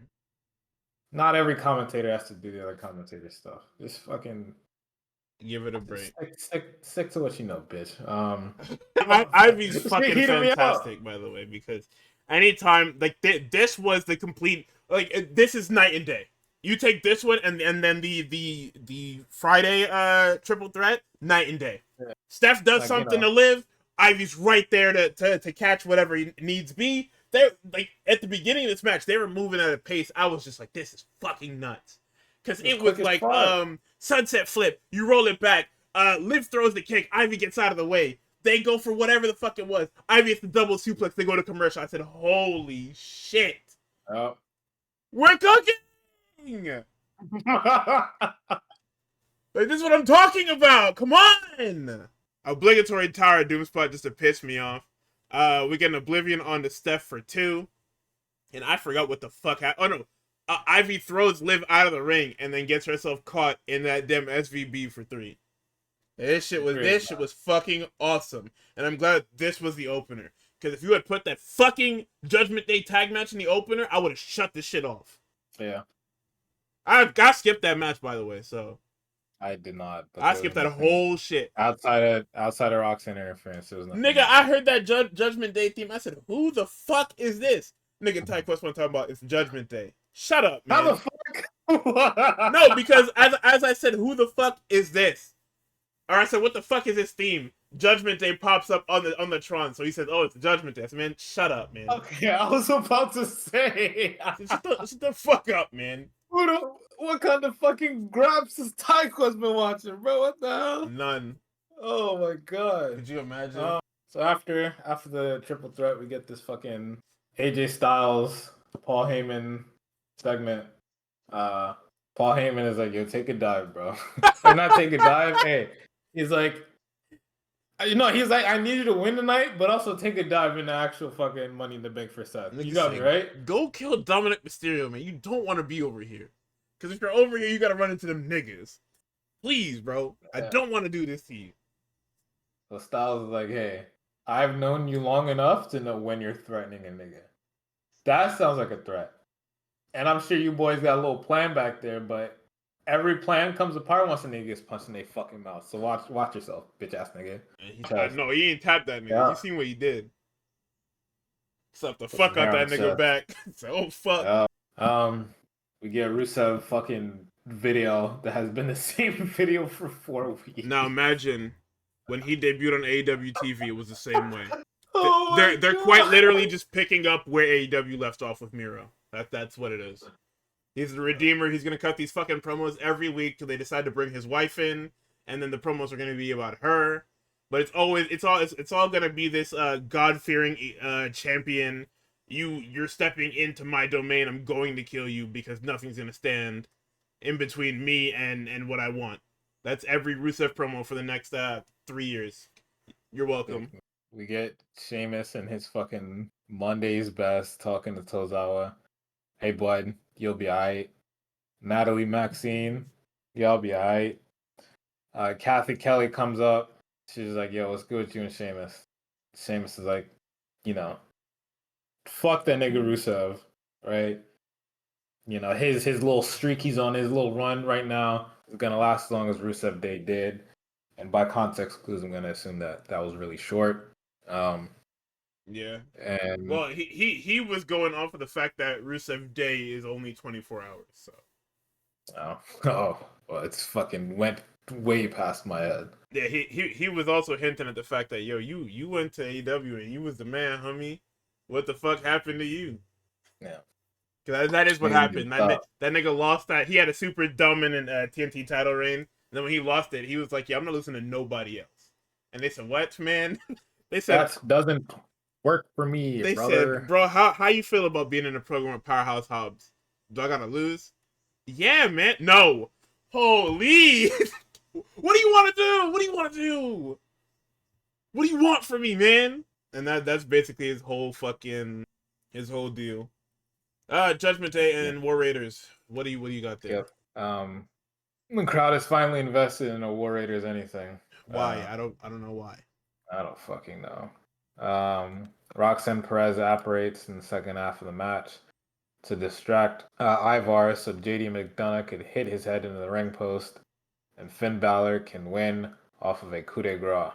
And that's the match. And then, Roxanne Perez is like, hey, helped you guys out. And Finn's like, yeah, I think he winks at her. It's like, okay. Finn's having a fucking great time with this. He's gonna get kicked the He, fuck out of this bro, stable, but the Judgment Day segment after is so much fun. it's so good. I used to be a fucking Judgment Day hater. I was like, damn, these niggas can't do shit right. But now I'm having fun. It's a shame that Carlito got killed, but Becky Lynch video backstage promo, whatever. People like this shit. Lyra Valkyria is incensed and walks to the ring, but not before Kathy Kelly talks to Stephanie Valkyria about something. Stephanie responds in complete and total Spanish, Which is fine. but gets interrupted by Rhea Ripley, who comes over to shake Steph's hand and say, "Hey, good job out there. See you Saturday." Lyra Valkyria has arrived in the ring, cuts her side of the promo before Becky Lynch comes out, and then they do this face to face. Tulsa, Oklahoma, you have lost all of your rights. She I don't know starts who told you. talking, and you fuckers start wet chanting. Why? Like why? I don't know why, by the This way. is why I don't get shows. Exactly. Bitch ass niggas. Yeah, no, the Rhea pop was fucking out of this world. She was crazy. Because she's a woman and has an accent, we might have to kill some of you niggas. I don't get it. Yeah. So, Lyra's like, hey, we can handle this shit right now. Becky's like, no, Tulsa, Oklahoma does not deserve a match. She's correct. But Lyra fucking chases her down and starts whooping on her, and they get pulled apart. And Lyra really wants to kill her, so I'm worried for her status as Intercontinental Champion this Saturday, but we will see. These niggas going to some Tyrese Halliburton glaze. I skipped that shit Absolutely. just to get smacked in the face by a fucking Jew. So Sami Zayn match. Nigga. Oh, you don't know. When I kept scrolling through that bitch and I seen James, I said, "Holy fuck!" Oh my god! I skipped Please, dude. all of this shit, man. What are we doing, man? There's a gif of Sammy fucking dancing going around, and I don't know if I missed it on this fucking broadcast or what. I Like on don't the know. fucking perfectly legal site that I'm on. Yeah, they gotta stop with these fucking jump shots, by the way. They're so ugly. Sorry. No, you're right. Y'all don't Filmmaking. even have like the four. Do they have 4K drone cameras yet? They do. So, the company's just broke. Okay, Yeah. the company is just broke as fuck. They wanted to do something they seen in sports and didn't bother to shell out the money for it. Heard. Drone shots are actually notoriously very good looking nowadays. Like they're really good looking. It's honestly impressive. During the break, fucking international niggas get fucking everything, I'm man. telling Like, you, it's crazy. God, I need to get a fucking VPN already. Okay, so this tag match happens. It's a really cool thing where the smoke comes out, everything goes dark. Paul Heyman comes out and introduces his monsters, and they come out. I skip through this because I skip intros. I've had it. I skip intros now because I'm trying to keep these shows to a fucking minimum when I watch them. I'm done with that. So the match Y'all said starts. you want. Hold on. Y'all said you want Juice back in tags, and now you're mad. I'm not mad. I didn't skip the match. I think Juice No, in I the didn't. tag I is didn't skip the fine. match. I said I skipped the The entrances. intro. Yeah. Also, I'm mad he's in a tag match because he has the belt and he's in a tag match. That's what it is. If you want to be a tag guy, perfectly fine with me. Put that fucking belt down. Give me that shit. Put it away. Hand it over. I'll Niggas go went out trying out. to Listen. drop this damn tweet into the streets talking about some. The Usos said they opened one more tag run. Fuck you, fuck you, fuck you, fuck everybody who put that shit. Fuck you. Don't piss me off. Where do you put them niggas? You putting them niggas back on Who SmackDown? gives a shit? Put them back on Raw and let them fight the New Day for the next fucking 6 years. Till they Oh god. retire. Oh god. Gives a shit.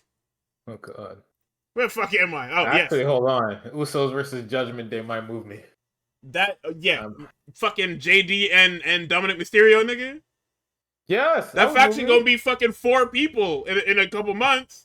Let's they kill Finn, man. Did we miss that segment? Oh no, it's No, probably not after this yet. fucking match. It's literally after this match. Okay. So What do you during the think about match, the match? Though? I'm letting it go. I hear Pat say, Jey Uso is becoming better as time passes in his title reign. I looked at my screen, and I heard that too. next thing I typed out was, brother, I hope so. He's wrestling some of the best wrestlers in the world, company, and Logan Paul. I would fucking hope so. So, they're doing some stuff. Jay dives to the outside. He does a nice little tope. And then Seth Rollins apparates and blows him away. And I said, wait a minute, is that a DQ? Bell rings. Holy fuck. Why? What are we doing, man? Why do we do this? Why? Why is everything fucking dog shit garbage, man? Why? This whole Raw is literally, yeah, our biggest, highest profile matches on the show are gonna end in fuck finishes. Ah, so we're back to what this show used to be. Heard. We're ignoring the sleeper, by the way, like on purpose. Nobody wants to talk about that shit. Yeah, I don't care. What am I gonna do? Evil ass sleeper. They're stomping these niggas out. Punk comes in his little shirt and his little pants with the chair and scares off Seth and stares him down, and then we cut to commercial. Actually, we probably just cut straight into the Judgment Day segment. Yeah. So mom and dad are arguing. Liv pulls Finn over the side and she says, "Yo, are you trying to fuck with us or what?" And he's like, "Yo, what? I sent Shorty out there to help. She wants to help. What is the problem?" And then Liv goes, "Well, Yeah. So, Liv and Finn are talking. Finn has the craziest shit-eating grin on his face. Skipped over Seth grabbing the fuck out of Braun's beard. I did not see that. I looked away." I think Seth is gay as hell, man. Jesus I mean, we Christ. knew that though. I got it. Somebody has to say it. It has to be me. But no, fuck. Finn is completely taking the piss out of all of fucking Liv's concerns, like every last one. she He's makes a like, complaint and he goes, "Come on, yo. What are you he's talking like, about?" hey, listen, look at the bright side. What if Roxanne wins the Money in the Bank, cashes in, wins the Women's World Championship, we win the tag titles, everything goes right. Literally profit. Come on, Shorty. And then Liv is like, "Are you fucking serious? Is this your plan?" And he's like, "No, there's no plan. There's no plan. There's no plan. You're tripping. There's no plan." And he's just like, "Hey, listen. No plan. How No about plan. as a show of good faith, she goes out to help out Raquel tonight." And Liv is just like, "No. How about you keep her away from our fucking match?" And Finn's just like, "Yeah. Of course. Yeah, no problem. I got it." And then Liv is just like, "Okay." And then now we get subjected to a fucking Raquel Rodriguez. But also, good part, Kyrie same match, right? I think I'm turning the corner on Raquel. I think she has the same appeal that Nia Jax has. I think that's where we're at. I think the appeal of her is that because she's big, if you just put her in, if you give her the opportunity to just be big, she'll be fine. I think that's where we're at with her. I guess. I don't know. Yeah, it wasn't a bad match. It wasn't, but I mean, it's because she's wrestling somebody good, so yeah, there's that whole thing. many such cases. Yeah, it's a cheat code. It's the same thing with like I was saying about Collision, where we get to a certain point in the fucking show, and it's just cooked. Glad Kyrie came back and immediately is getting put into the mix again. Yeah, because they need people. They realize that Yeah. they have mid card and they need people in the goddamn mid card. Even if it's just a little something. So okay, yeah, like I said, Raquel, or I wrote this in my notes where I said Raquel is only good when she's the biggest person in the ring. Io comes down to even the odds because Liv is cheating. Then we get an insane elbow for 3, and I don't know what happened outside, but Liv has the craziest fucking cut on her forehead. Another week, another fucking Liv Morgan bump. Masterclass, yeah, Go. she's cooking. That's why I got her autograph, bro. Okay, so I wanted to talk about Finn in particular because the Dominic thing is important. It's a lore point in this 2B feud. So Finn or Dom tries to apologize about the whole chair thing and Finn getting his head stomped into the chair and him getting ethered. And Finn says, no problem. It's water under the bridge." And then he taps, when he tries to tap his chest, he intentionally taps the Intercontinental Championship, and Dom kind of he looks at his title a little bit for looking back at Finn as Finn walks off. So then, because we just can't get enough of fucking Karrion Kross on this show and like any show, Karrion Kross comes in to check on Sammy, and Sammy blows up at him. He's like, "Dude, please die somewhere. Please get away from me. Right. Please find something productive to do. Go away.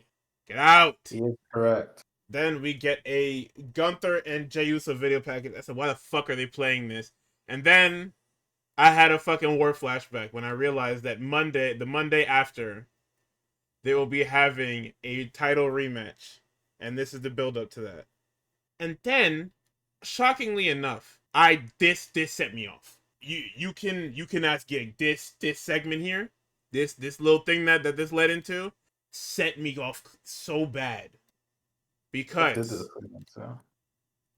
what happens in this next segment after they show off after they do this little video package, they cut to Jey Uso. He just got his ass beat to shit in the tag match, and he's sitting in the locker room dolo. The camera pans over and Gunther walks in. I said, holy shit. But Gunther says, no. I'm not here to be an antagonist. I'm here to just talk. Gunther sits down in the locker next to him, and this was almost a fucking fantastic promo.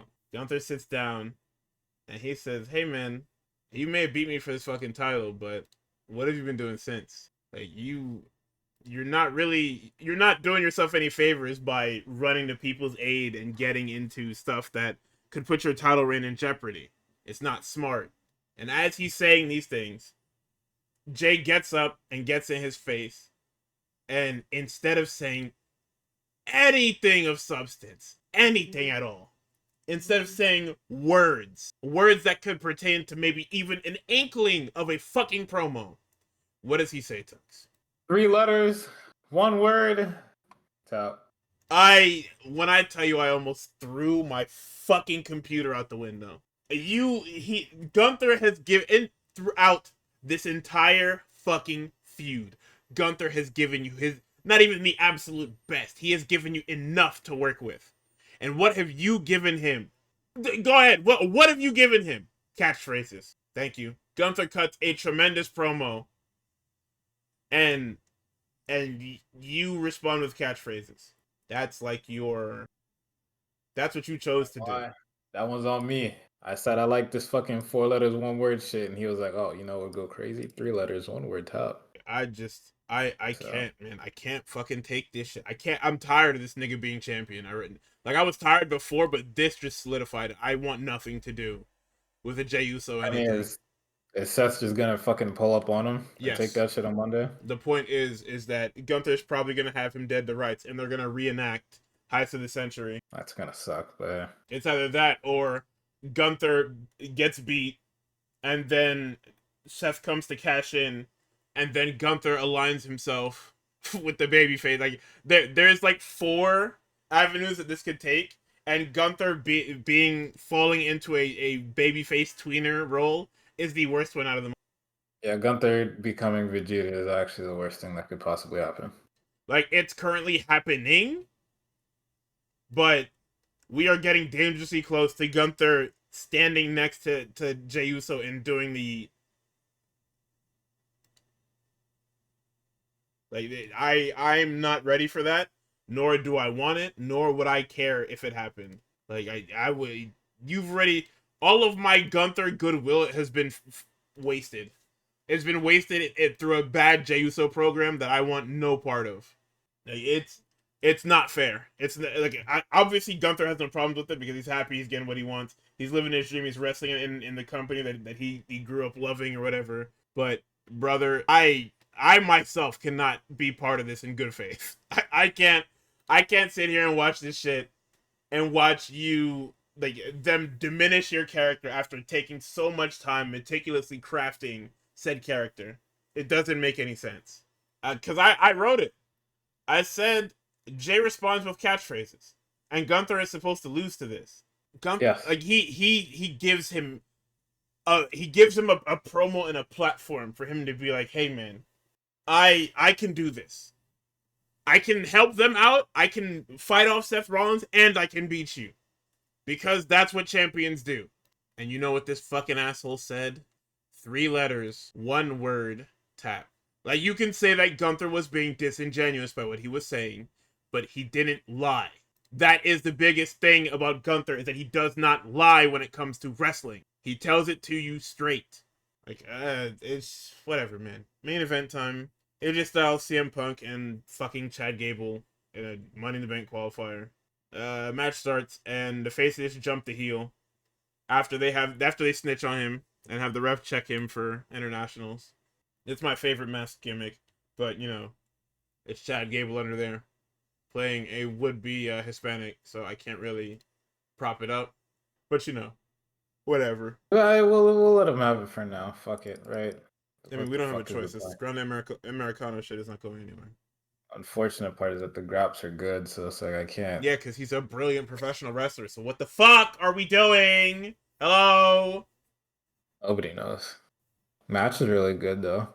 There were a lot of tweets of like, oh, when Punk and Styles faced off, the crowd should have went wild. Stop acting like you don't know what company you're watching. It's not And even just that. fucking- It's stop acting like these fucking crowds are good. This is WWE in 2025 crowd. These niggas are literally not like us, bro. They do not care about this shit. They do not care about this shit the way we care about this shit. Stop looking to them for validation. They're gonna ruin every match. Yep. So everybody just be not normal, but just like you know what time it is. You know. Just temper your expectations, because this shit is gonna drive you insane. Just the same way Jey Uso promo segments drive me insane. Yep. You know, no matter how good the Graps is, the Death Riders of the WWE cannot let you have anything at all whatsoever. You see that nigga won with the stomp yesterday. He sure did. Almost threw it in my mouth. Nigga stomped the fuck out of Mark Briscoe and pinned him. This shit is crazy. You know, the Bronze pull up and they beat the fuck out of Punk to make sure he doesn't pin AJ Styles. AJ Styles gets up and he's about to hit Grande with the fucking phenomenal forearm. But then the niggas back up into the back of his legs, his shit buckles. He then jumps into the ring and does a fucking crossbody splash to everybody, wiping everybody All out. AJ had to do was follow the fucking train. All you had to do was ignore the fucking CM Punk motherfuckering on the outside. Yep. But that nigga you don't even like CM Punk. He was so fucking mad at Paul Heyman. He was just like, I'm gonna fucking kill those guys. And, you know, he gets back in the ring, goes for the phenomenal forearm, gets hit with the fucking headbutt, and then just gets pinned. He just dies. So, El Grande Americano qualifies for the Money in the Bank. And so Chad Gable is pulling double duty crazy style. Yep, our field is now Seth Rollins, LA Knight, Penta, fucking El Grande Americano. I'm missing 2 niggas. Oh my god. Who lost to? Who did I not name? Oh, Andrade and... This shit really was a 9/11 for him. You see that? Yo, who was the last nigga? I forgot who the last nigga is. Damn, I'm terrible at my job. Yeah, you know, I probably should start writing them things down. Let me pop the graphics. Whoa, my trust. Men's Money in the Bank sounds ass. It has good grabs. I'll give them that. Yeah, I mean, it has good people in it. So, the field is Solo, LA Knight, Penta, Seth. Solo fucking Sikoa, man. See? That's See? Oh my god. I told y'all about this fucking Solo Sokoa shit. See? Jesus. You ain't got no reason, man. It'll be fine. It'll be the most foregone conclusion ladder match you'll ever watch, but it'll be fine. However, it is going to be mogged crazy style by the fucking women's match because the women's match is Rhea Ripley. It is fucking. Oh my god, I'm gonna fuck this one up too. Stephanie Vaquer. It is Naomi. It is Julia. It is Roxanne Perez. And then the last one, who's also escaping me. Let's see if I can get this one. I always go 4 out of. I was 5 out of 6. Alexa Bliss. Yippee! I got There you it. Wow! I go. totally didn't see a Mimsy's message up on the shit. I had it open. Yippee, I thought you was gonna get it. no, I was gonna get that shit. I see. I don't want to say that Alexa and Solo are the most forgettable of the niggas in those fucking matches, but No, they are. They are the albatrosses because they're not part of the shows that they're on. Yeah. They're not real characters. Solo hasn't been a real character since they tried to make him the fucking boss, and he was extremely fucking bad at that. So here we are. Notice how I forgot both SmackDown last members. Yeah, because the matches weren't good either. Those are the fields. We have 4 matches currently on the card. Nick Aldis has done miracles on me. He will add a 5th match. It will probably not be a match that anybody would like to see. It'll be a Zelina Vega match. See, it's Zelina Vega, or it's gonna be fucking Jacob Fatu and Damian Priest. So get ready for that. We have the tag match between Jey Uso, Cody Rhodes versus Logan Paul and John Cena that I'm gonna watch because I think it's gonna be funny. And then the other match is Lyra Valkyria versus Becky Lynch. So, as far as predictions that we're gonna do for these Money in the Banks, for me, I'll go. If it's not Naomi Seth, I don't know. Right? It has to be a SmackDown person for the women's. Yeah, you can't have both briefcases floating around. You know how fucking crazy it is to have both the briefcases. Does Seth need it? It's not about Seth needing it. It's about the story they're trying to tell. If you look at everybody in this match, nobody actually needs this shit. Because the only thing that I can see happening here, and Mimsy pointed it out, is Seth or fucking Chad Gable. Why? Because Seth because he has his faction, and Grande because Seth has his faction. Because what's going to happen in this match is that Bronson Reed and Braun Breaker are going to fucking apparate into the ring and destroy the field, and then Punk and Sammy are going to come out and they're going to start brawling. There's going to be a huge Andrade or Penta, or probably both, are going to dive off their respective tall-ass fucking 14 feet ladders onto these niggas, and then it's going to be one person left in the ring, and then if it's not Seth, it's going to be fucking El Grande Americano. We also might have the Jeff Cobb appearance from Hell, where Jacob destroys him and creates a big ass mess with all the other faction members and fights. So this is gonna be the most interfered in Money in the Bank ladder match in human history. So I will stay staunch and say that it's probably Seth that's gonna win. I don't care how much fucking nonsense there's going to be. Even if Seth doesn't need it, I think it just represents how much control he has over the main event scene if he has a briefcase. With just like literally every title match being, well, except for Dom matches. Dom is probably fine. But every other match, world heavyweight or fucking, what's that fucking thing called? World champion, regular world champion. I don't know what the fuck. WWE Championship.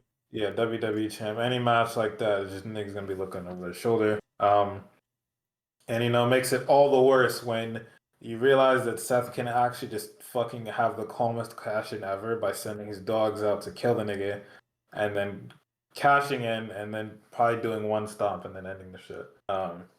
It would be very funny if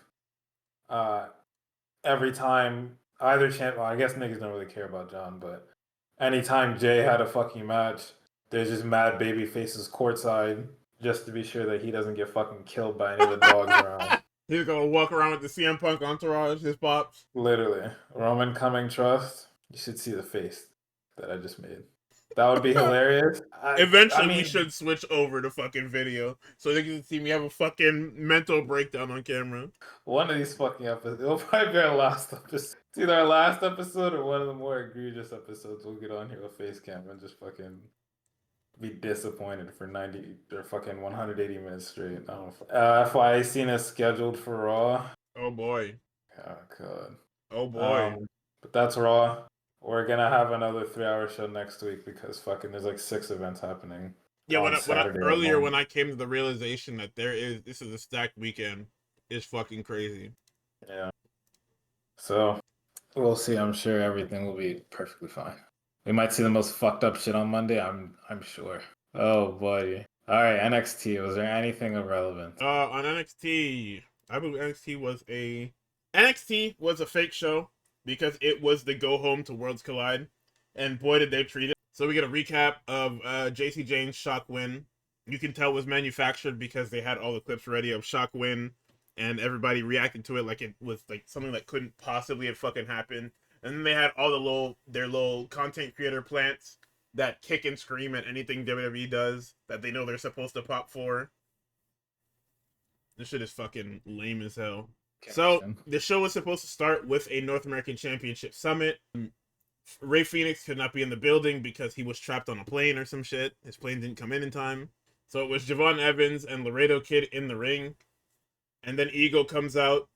And then Sean Legacy of this fucking evolved. Dude, okay, so NXT has been ruined. NXT is done with. The NXT you know, the NXT you knew before, the NXT you didn't know, is fucking ruined. Because all it is this fucking funnel for these damn C and D shows that they have. It's over, man. So I stopped watching that shit. I was not playing when I said, oh, it's just nothing but fucking Evolve commercials and propaganda all the fucking time. Like, Jesus Christ, man. Okay, so Sean Legacy comes out, and then he is interrupted by three of the most smacked asses I've ever seen in my life. These niggas call themselves the Vanity Project. It's the Swipe Right guys, and then the guy that ended up winning the Evolve Championship last night, whatever that fucking guy's name is, I don't know what his name is. Somebody knows what his name is. I don't care. Then Vikingo is in the crowd with his Mega Championship. I almost hit the fucking Spanglish. That's just indoctrination. Fucking, I almost hit the crazy Spanglish. Niggas would have looked at me wild. So we open up the show with Chase U and fucking Dark State. Dark State is a regular on this show. They beat people up. Robert Stone is fine. Nobody cares. Ava is gonna get fucking fired. Ava is gonna get fired because after that, basically, it's a squash match. Dark State beat the fuck out of Chase University. They dropped Kale Dixon on his head and went next. So we cut back from fucking commercial, and it's a 15-second scene of Ava looking at the baby faces from earlier and saying, "Hey, y'all fought out there earlier. Go find a partner for the 8-man bye." And that she's literally, "You need to find a partner bye." And I said, "Wow, you gotta get fucking fired." So the baby faces are conversing. They're trying to find a partner, and Dragon Lee Batman swoops in from the top of the building and says, "I got you, niggas. Don't even worry about it." And I said, "Holy, he's so cool." All part of Ava's plan, by the way. Then of course they decide to cool me off with fucking Trick Williams. Oh brother. Yeah, he's got Santana in the main event for his TNA championship. Great. Hey man, come on, he's trying. He says that Santana is the standard of TNA, but it doesn't matter because he holds the belt, he calls the shots. And finally, after 20 years, TNA has somebody that they can be proud of being champion. And I said, wow, I hear what you're saying. The lineage of TNA champions may be fucked up crazy style, but you are not better than AJ Styles or Samoa Joe. So I hear you, brother, but you gotta get the fuck off my screen. So we got Charlie Dempsey and Miles Bourne in a rounds match. It's like the Heritage Cup thing. So what it is like it's like 5 3-minute rounds, and it's best of 3. So it's a really cool thing. It's what it's the rules that they used with the Heritage Cup, which is completely off screen, by the way. Noam Dar won it from Lexus King, and then they shelved him and that cup. So expect Noam to get released soon or something, I'm sure. Before we get the match, we get more LFG propaganda. Tyra May Steele is talking to the other ladies in the back. And Ariana Grace says, "You're lame as fuck, and your medals are fake." And she says, "I'm gonna rip your head off." Which is crazy to tell her, but hey, Gotta get your slander off. I get it. So Dempsey and Bourne kick off. It's not a bad match, but Miles Bourne definitely needs a bit more time in the air fryer. I say the air fryer because nobody gets slow cooked in this company anymore. It's literally just we'll teach you something, and then you got to kind of go out there and figure. So the first fall comes when Bourne goes through a cradle sequence and gets a deep cradle for the fall. Then, for whatever reason, Ren Sinclair and Tavion Heights are arguing about who gets to help their person in the corner with the bucket and the towel, because, you know, it's round, it's boxing adjacent or whatever. We come back from commercial at the end of round 2. The bell rings because timer ran out, and Dempsey attacks after the bell. Huge boos. At the start of round 3, Chuck gets the Regalplex, and the score is now 1-1. Let's see. They mentioned that that Gnome still has the cup, and he hasn't been on TV since the Metaphor outer members got released. So, I bet they would mention that shit. Right.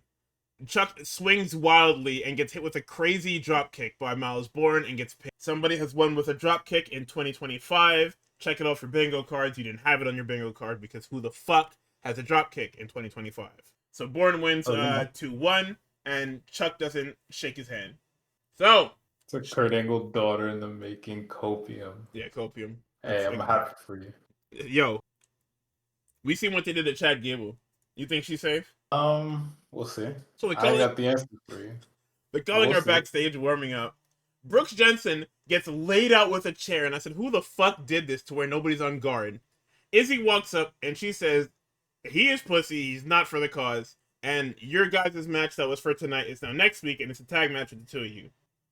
And Sean Spears said, yes, boss lady, this is not my faction no more, it's yours. What? Yeah, Sean Spears just gave up. She kicked that nigga out the group, and he says, oh, you're right, okay, he's not part of the group. Okay, and then they all walk off as this guy is literally laid out with this fucking chair.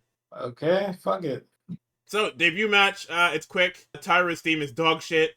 She hits a German for 3. It's no theatrics, it's just a straight German.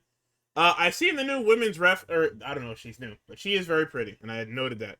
They gave her some fucking Mickey Mouse Clubhouse ass bullshit. I don't know what. And I like the Mickey Mouse Clubhouse theme. This shit is good, bro. So, of course, again, we have to recap the JC Jane propaganda because we know what we're going to do with her. And she's up next, and you know what that means. So, Sarah's with Santana. Santana cuts a good promo. He says, I looked in your eyes, Trick. He ain't got it. I said, holy. He says he's fighting for his family, he's fighting for his life, and he's fighting for his daughter. I said, Mike Santana, are you trying to be a guy? Are you trying to get me to cheer for you? Are you trying to get me to tune in to TNA? It's not going to happen, but are you trying to get me to tune in to TNA? He sure is. Are you trying to get me to go to Slammiversary to watch you beat Trick Williams? Because I'm not going. I hope he does win that shit. No, they're literally positioning it. Like, he's been all over TNA's everything. TNA is very transparent when somebody's winning that fucking belt. Save the Soul Society, Mike Santana. Actually. So, we get a Fatal Influence promo. JC says nobody believed in her except for Jasmine and Fallon. And then we get the worst promo train of all time. So Lainey Reed, no, insane name, interrupts. And I said, who the fuck is this? So I write in my notes that they must be from Evolve or LFG. Then I talk to Mimsy in like 30 minutes later. And she's like, oh no, they're an NXT product. They were in the system before Evolve and LFG. And I said, holy fuck. Because there was a time in NXT, like right before the Evolve acquisition and shit like that. It was probably like a couple months before. Not even a couple months before. It was like a year before. Where WWE was signing a bunch of people, like a bunch of NILs and a bunch of just people in general. And I'm pretty sure she was one of the ones with like Brinley Reese and Stevie Turner and all those other women that have the ridiculous names but you never see them fucking wrestle. Then she says that, JC, you barely beat Steph. You are shit. I could beat you. I said, holy fuck, what is happening? Help! Love disrespecting my goat. Bro, somebody help JC Jane. They are murdering her on the mic. Please, bro. Fuck no. Oh my god. Then Lola comes out. Then Jordan comes out. And as Jordan's talking, Miss Barker comes out and she said, man, shut that shit up. I said, wow, this is fucking ridiculous. Kalani Jordan comes out. Jordan, you don't work here anymore, man. Well, hey, Money in the Bank. After Money in the Bank, we need to solidify the changes. Come on. Oops, Chill out. sorry. Everybody chill out. Then Kalani Jordan comes out, and because Kalani's out here, Lash is like, yo, nah, cut it. As Kalani is talking, and I said, damn, that's crazy. Then everybody starts brawling, the lights go out, and Tuesday has become fucking May Day. Mariah May, whose name is pending currently, just like Mr. Saints. All we know is that her nickname is the Glamour. They're keeping the Glamour. But we don't know what her name is. NXT just became glamorous. Fucking. Oh, and I can already tell Corey Graves is going to be absolutely unbearable. Because he's acting the same way he did when he was on screen with Carmella before they were married. But it was very, very fucking... Oh no, they had just gotten married is what it was. And they was like, oh yeah, you know, Corey, what's going on with your wife? And it's like, oh no, she's like the greatest ever. She's beautiful. She's this, she's that. It's like, okay, man, thank you. I hear you. So be prepared for Corey Graves to be a fucking Ryan May Glazer and be unbearable. Because this was like a minute-long promo, and he was already unbearable. So yeah, with this next segment, they're firmly establishing Evolve as the pipeline because they have Callie Armstrong and Stevie Turner. And the locker room full of nameless Evolve women. Callie Armstrong says, which one of you niggas is going to step up on Evolve tomorrow night? And walks out the room. And I said, wow, this would be really cool if I watched this fucking show at all. I'm sure. Then we recap Ego killing Ricky Saints and that he'll be out of action for the foreseeable future. I'm not sure if this is for true or if this is for storyline. Either way, Ricky Saints, welcome to SmackDown. Ethan Page is with Vanity Project, and I just said, wow, these guys are fucking losers. So, we're headed towards the 8-man tag. Aerostar, Octagon Jr., and Mr. Iguana are in attendance. They're getting the LWO on Saturday, and basically it's just a party match. You know, everybody's high-flying, everybody's doing their thing. And then Dragon Lee hits a fucking Destino and wins. And I said, holy, please! So, Jasper Troy and Obafemi are signing contracts, and I'm sick of this fucking LFG propaganda. Enough of this LFG propaganda. Enough. Hey, see you for season 2, bud. Enough. So they signed their contract. They've got an NXT title match next week because, like I said, nothing is sacred anymore, and we just have title matches all willy-nilly, week to week to week to week to week. We are back in the Attitude Era. Triple H has hit his stride. He's going to prop up the era of WWE that he was part of, that he was a main part of, where nothing mattered and people just won belts. So, let's see. We get Zaruka. They find Pax backstage, and they're like, "Hey, why you didn't go outside and go play with everybody else? Why? Mind you, she's holding this fucking butt ass naked doll." And I said, "Holy fuck, what is going on with this?" And she's unresponsive. Like, she looks at them, and then Izzy walks up and she says, "Yo, don't listen to these losers. They're gonna make you ass. Please, you can come into the culling and be a little less ass." And I was like, "Wow, that's." If she joins the culling, I think I might have to abandon ship, period. I think we might just have to act like NXT doesn't exist. So, Luca walks up to the Don, and he's like, "Hey, man, AT, you know, what happened with it?" Mind you, Luca was supposed to be dead. I didn't go back and check, but I wrote it in my notes. I said, I'm pretty sure in the stack segment where Luca got killed, he was wearing black. And now he's back, and he's wearing a cream, like, pinstripe, or not pinstripe, but it's a striped suit. And I said, I'm noticing. They got a match against the Haitian niggas next week. They're called High Rise. And I just said, that's not. Sure. Where's Rizzo, by the way? Oh, kidnapped. She's joining. No, so the whole thing about this storyline is that Tony is definitely getting called up. He's getting called up because what's going to happen is Rizzo and Luca are going to join Stacks. That's what this is leading up to. It's going to be a big thing that is probably going to end at Great American Bash, and then the Don is headed to Raw or SmackDown. He's definitely one of the ones getting called up. So in our main event, Mike Santana faces Trick Williams for the TNA World Heavyweight Championship. TNA's Elijah is in attendance, and I didn't realize this till they said it afterwards. At Friday's all odds premium event, Elijah will be fighting the TNA World Heavyweight Champion, whoever it is.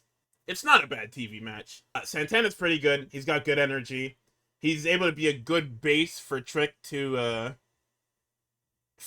for Trick to play off of, and he slightly hides his weaknesses. So there's a spot at the end here where Trick gets into it with Elijah. He takes his little guitar, breaks it over the stairs. Elijah hops the railing, and now everybody is in between them. Meanwhile, as Santana is trying to get his bearings, he gets jumped by AJ Francis and Casey Navarro, and then Trick hits the trick shot on the Santana and pins him. So interference for quite literally no fucking reason. It's interference for the sake of we're gonna have a rematch at Slammiversary. You're not beating me on your brand or my brand, bitch. Better went over there. Basically, you can win your shit on your show. And I said, oh, that's kind of ass. So we start off Dynamite. Everybody's walking in. We see Mark Briscoe and his fucking ridiculous hair. We see Tony Storm walking in. We see Moxley and Marina. Marina looks fucking incredible. And then we go right into a Tony Storm stinger. And I said, wow, they hate me. Oh. They fucking hate me. So we get the Will Ospreay promo. They heard my prayers. I said, thank fucking God. The ace is here. So Ospreay is here. He fixed his, you forgot the most important part. That nigga fixed his fucking hair. He's wearing a hat. But you can see underneath that he fixed his fucking hair. It's not that straight bullshit no more. He's wearing a hat. He did not? What do you mean he did not? He had the product in it? That's curly, bro. Come on. What more do you want? Well. But the curls are front. Yeah, it's too late. It's too late to do nothing. But he tried. So this show is weird because it's a 4-hour double show. It's Collision and Dynamite, but they show the same video packages from Collision. So the Mark Briscoe promo that I talked about on Collision was the same one that aired on this show. The Swerve one was also the same one that aired on Collision. It's weird. So they show this. Shivani's talking to Ospreay about Swerve, and he says, he's trying to get them together to defeat. He's trying to get Swerve and Hangman on the same page so they can air out the fucking Death Riders. But then he stops and he says, I realized something. If Swerve can't allow Hangman to beat Moxley, I'm just gonna have to take Swerve out myself. I don't want to do it. I love you. I've known you since I was 20, man. But you're really fucking annoying right now, and I don't need that. So they basically said it for what was it? Summer Blockbuster. Ospreay's gonna get Swerve, and he's gonna leave him. He's gonna render him useless for All In Texas. No, man, he just has to beat some sense into him, bro. Well, I mean, that's what he's gonna try to do. Totally not gonna hurt him, bro. And he's basically trying to cement himself as Mr. AEW. He's like, I love you, Swerve, but I also, AEW is my heart, it's my soul. He's trying to be Mr. AEW. He's trying to be the soldier for AEW. We already call him the ace. He wants them and everyone else to call him the ace.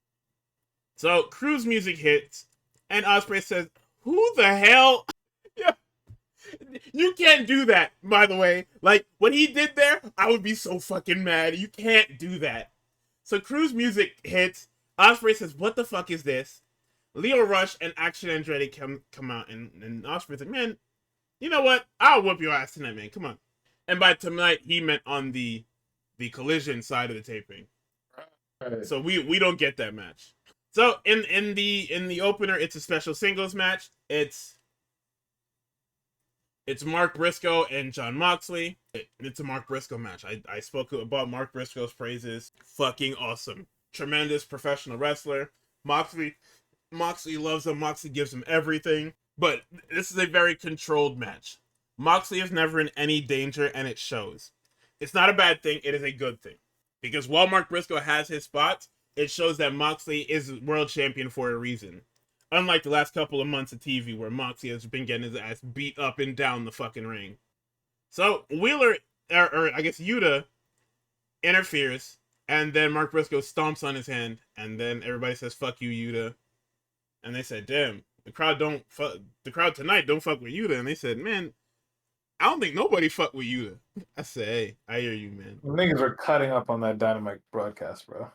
Yo, okay, so I finally caught what everybody was saying, because Taz and Excalibur were just trying.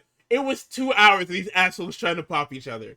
It was 2 hours of these niggas having the most "we're at work, not working" conversations during these fucking shows. I didn't write the shit down, but they were taking the piss. I know Tony Khan was on that headset mad as fuck. Oh, of course. I was fucking with it though, cause that shit was funny. The moment that shit isn't funny, oh, I would have been calling them niggas assholes. But thankfully, for the entirety of their Dynamite portion, they were fucking killing that shit. They were having so much fun on commentary, and that's really all I can ask for. So Moxley gets the Bulldog choke, and he transitions into the Fujiwara. Mark Briscoe gets to the ropes. We get a Jay Driller for 2. And it's only a 2 because Mark Briscoe hits, mind you, Mark Briscoe, in the first minute of this match, is opened completely. Yep. He's got a fucking gusher. He's got a gusher that would make most fucking men blush. And we've got he hits the Jay Driller, and he can't get it because he is aired out. He is bleeding everywhere. By the time he gets over to Moxley, he kicks out. Fantastic protection for his brother's move. And they say it on commentary. This is the first time in AEW that somebody's kicked out of the Jay Driller. Then he tries to go for the cutthroat drop. Mox drops him to the mat and hits him with the Seth Rollins. And then he puts him in the Bulldog choke. And then after a hope spot where they count 2 and Paul Turner fucks up the count, which leads to you fucked up chance or fuck you ref chance, Mark Briscoe passes out, and we get a stinger for Mystico next week at the Arena. No, it's not the Arena Mexico show yet. Mystico will be at Summer Blockbuster, is what it is. So the Shield stomp on the week of the Shield breakup anniversary. Fucking ridiculous, man. Hate wrestling. So we get a tag match. It's Shirakawa and Storm against Sky Blue and Julia Hart, with Mercedes at ringside eating steak. This is a foregone conclusion match, and nothing happens. I mean, Tony Storm wins with the chicken wing on the Sky Blue, and then after they win, Tony dips Mina and motorboats her, and then Excalibur and Taz have a little, mean about it. Then we cut to the ground as champion and challenger face off, as Mercedes tries to leave, and Tony grabs the steak off the fucking plate and just starts eating it. This is the most unhinged shit, and it's working, so I can't say anything about it. I don't have any issues with it, period, but it's honestly impressive that the people are here for everything Tony Storm does. Like, she has cemented herself as the greatest woman in AEW history. Like, Britt Baker is cooked. Like, Britt Baker, you might as well just ask for your release now, gang. Because this AEW shit is up for you. You're not coming back. You're not going to be a prominent figure. They've already forgotten about you. They don't mention you on TV. Just go to NXT, yo.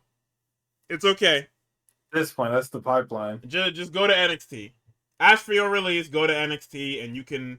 You probably won't even be on NXT. They'll probably put you on Evolve first. Whoa. You can go down there and get dropped on your head by Callie Armstrong or whoever is still down there by the time you get over there. And you can hang out over there. So, we get Lexi Nair with Ospreay, and of course, MJF is here. MJF cuts in, and his job is to be annoying as fuck. So, he says, yo, why are you helping Hangman win the belt? Nigga, did you not see what happened to you on Sunday? You can't beat him. And he says, okay, man, well, go fuck yourself. And then because MJF, he says, hey, how's your son doing? And then Ospreay yokes him up, to which every black person in the company pulls up. Yep. MJF's got his new black friends, and they're coming to his aid, but they're not necessarily coming to his aid, because they were gonna let Ospreay beat his fucking ass. Because Pete comes up, then Shelton and Lashley come up on each side of Ospreay, and Ospreay's like, holy fuck, I'm gonna die, aren't I? Like, the hope disappeared from his face as soon as he seen Lashley and Benjamin, and it was fucking awesome.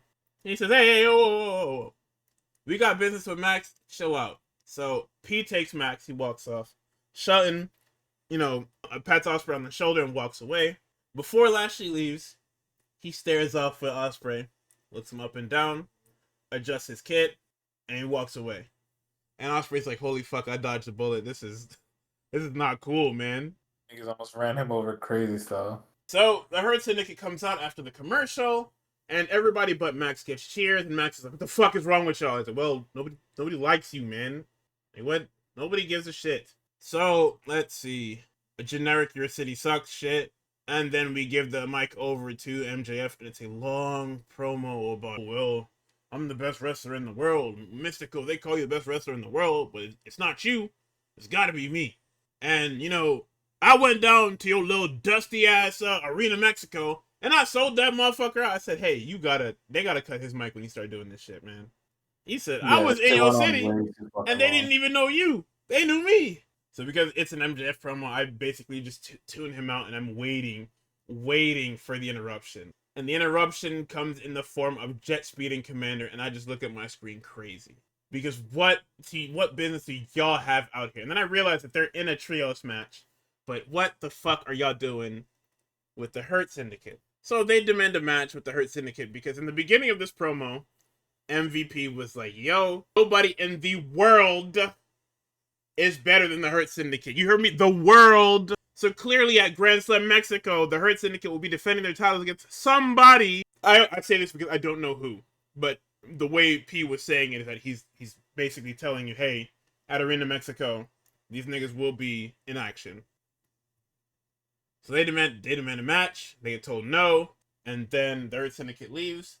And as they're leaving, LFI comes out, and time stops because LFI come out, and for whatever reason, because Roosh is Roosh, I don't know if you saw this, he walks out and he gets caught up with Lashley and fucking Shelton, and he brushes them off and walks out. I said, holy fuck, this is gonna be the coolest shit ever. Is it gonna be Roosh and fucking Jalisco against the Hurt Syndicate? I hope it's not MJF. Please just let it be a tag match. Because I would really like to see how Lashley handles Roosh putting hands on him. Because when you wrestle Roosh, it's not just you're wrestling that nigga. He's going to put his hands on you.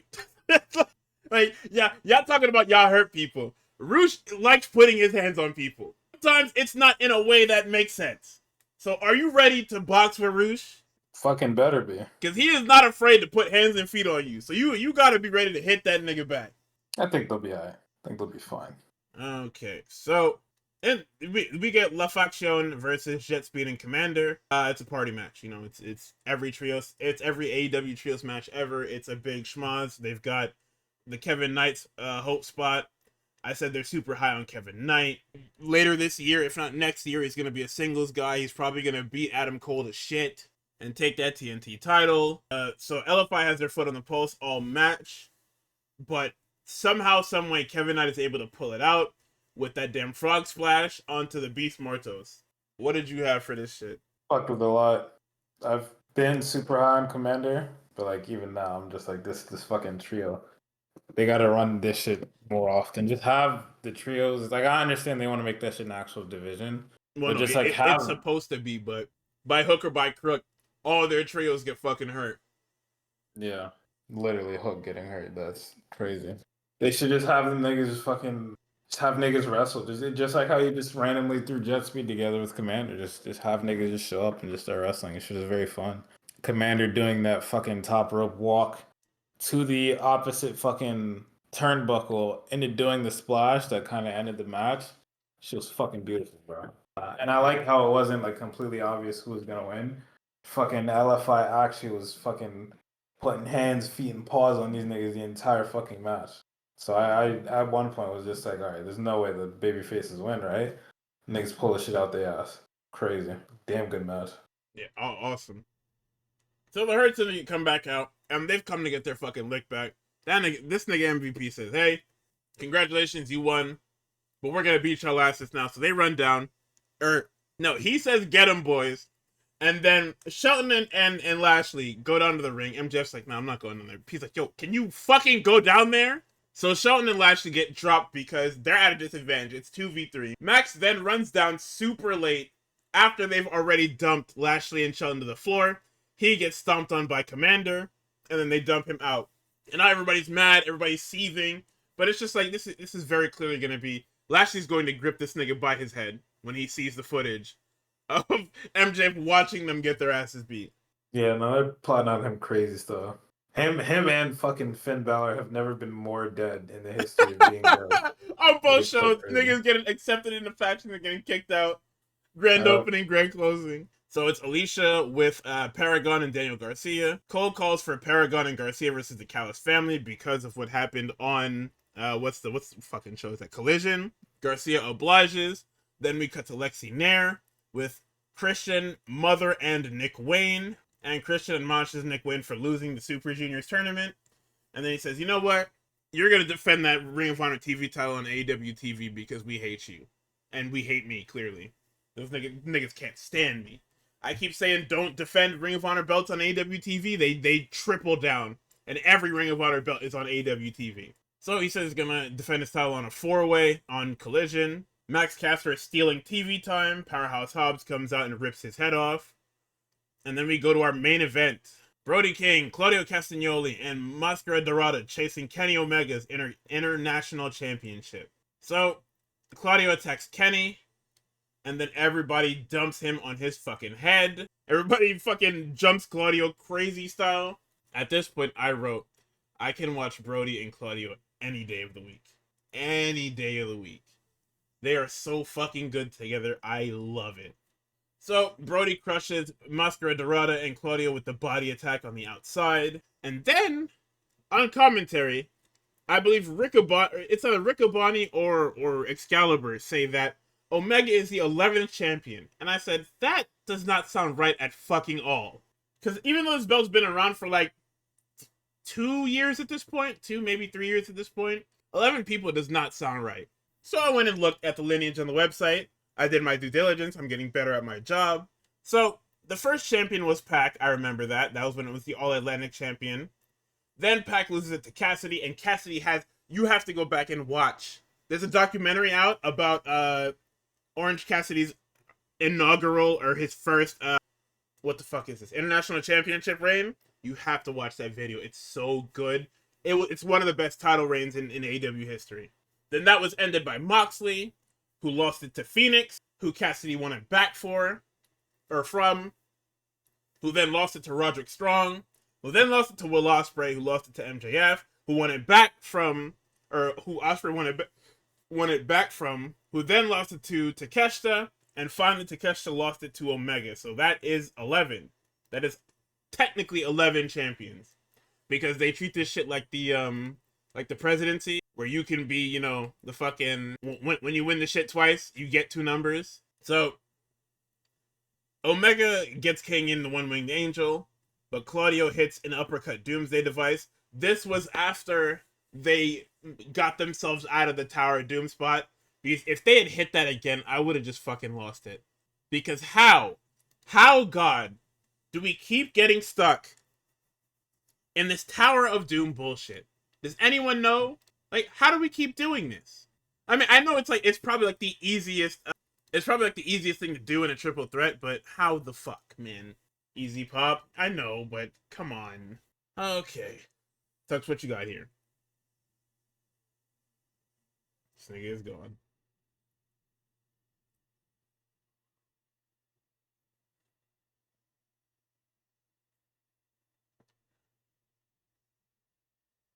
I was asking for your thoughts on the Fatal 4-Way. Oh, that shit was beautiful. Bro, niggas did not play about Kenny Omega, bro. I think Tony saw them tweets where he was like, Kenny has not been fucking defending this damn title, and said, "Oh, I'll fucking show you defending the title." But it's both of them, right? They both do it. Oh yeah, him and Okada, yeah, no, them niggas are fucking. No, I'm talking about Tony Khan and Triple H. They both do this fucking thing. Oh, what you mean? Where I go on Twitter and tell you, where the fuck is this belt? And then I'm punished by the belt being defended 3 times a week. Yeah, I hate you, like real shit. However, nigga like me, beating that shit up. It's just gonna suck when eventually fucking somebody gets hurt because they're fucking defending the title entirely too much because you're overworking these niggas, and you're not striking a good balance between like, all right, here's a reason for them to wrestle on TV, but we're gonna do this like towards the beginning of a feud so that you have something to look forward to when we get to the pay-per-view, and there's like actually a big reason for them to be on TV. Like it's different too when it's like a mid-card person. Like the way that they're doing this fucking Lyra shit, I want to say it's pretty good. To where fucking it's like evil before. It was certainly evil. She was the fucking poster girl for like actual terrorism of like, we're just gonna make you fucking wrestle every single week. And they had Tony in that same shit. Honestly, I think Tony's kind of still in it. So I'm thinking maybe it's probably her idea, but like the two of them used to just wrestle all the fucking time. But now with Lyra, they're doing a good balance of like they're leaning into the trope of fucking breakaway brawls, but At least Kenny like did a side quest, did his little anarchy in the arena shit, so that niggas could fucking say, "Oh my god, I saw Kenny Omega wrestle live." I think I got a little bit more than that because that shit was like fun to watch live. But now it's like, all right, now Kenny, you have to defend your title. Ah, nigga, fucking do this fucking fatal four way, and then what is that shit? They announced Omega and Okada at the end of the show? When is that? Is that fucking y'all in or is that Yeah. at Summer? Okay, yeah, Omega Okada 5 is that all in? I believe it's winner take all, which means they're yeah. probably When going it's to retire the Continental Championship because they got bullied into retiring it because the belt doesn't make any sense. yeah, You did a tournament for a belt that represents the tournament, but the champion doesn't really defend it because it's not a belt that should be defended because it's a trophy more than it's a belt. yeah. But the actual match was good. They got nothing but hoopers in that bitch. Fucking, this was my first Mascara Dorado match. And I think he did fucking amazing. Brody King Hooper, Kenny Super Duper Hooper, father of all Hoopers. Fucking Claudio Castagnoli, I think is very good. I can tell niggas probably don't like him. Probably say he's boring, but like Who, Claudio? European, yeah, European evil niggas. So like I know what I'm getting, and like it works. Like it especially worked in this match too. So Nah, the fuck. they love Claudio. It's just Death Rider Claudio nobody enjoys because he's supposed to be big, imposing, and boring. But we know he can be so much more than that. So they feel like it's a fucking waste. European evil nigga though. So what do you really expect? You know what I'm saying. I don't know, we expect more. This Death Rider shit is over soon, so don't worry about it. Yeah, I guess that's the plus, right? Yeah, Is that everybody can we're go finally back free to. of this shit. I don't know what Wheeler Yuta does when that shit breaks apart, but Claudio can go back to being. Have you heard of AR Fox? He said, "Have I heard of AR Fox?" Yep. I guess is that Wheeler Yuta's next fucking fight. No, that's his next position. Oh, They're going to beat the shit out of Wheeler Yuta for months. yeah, probably until fucking Dragon comes back and But Dragon is is like, not coming back. "I accept you, my son."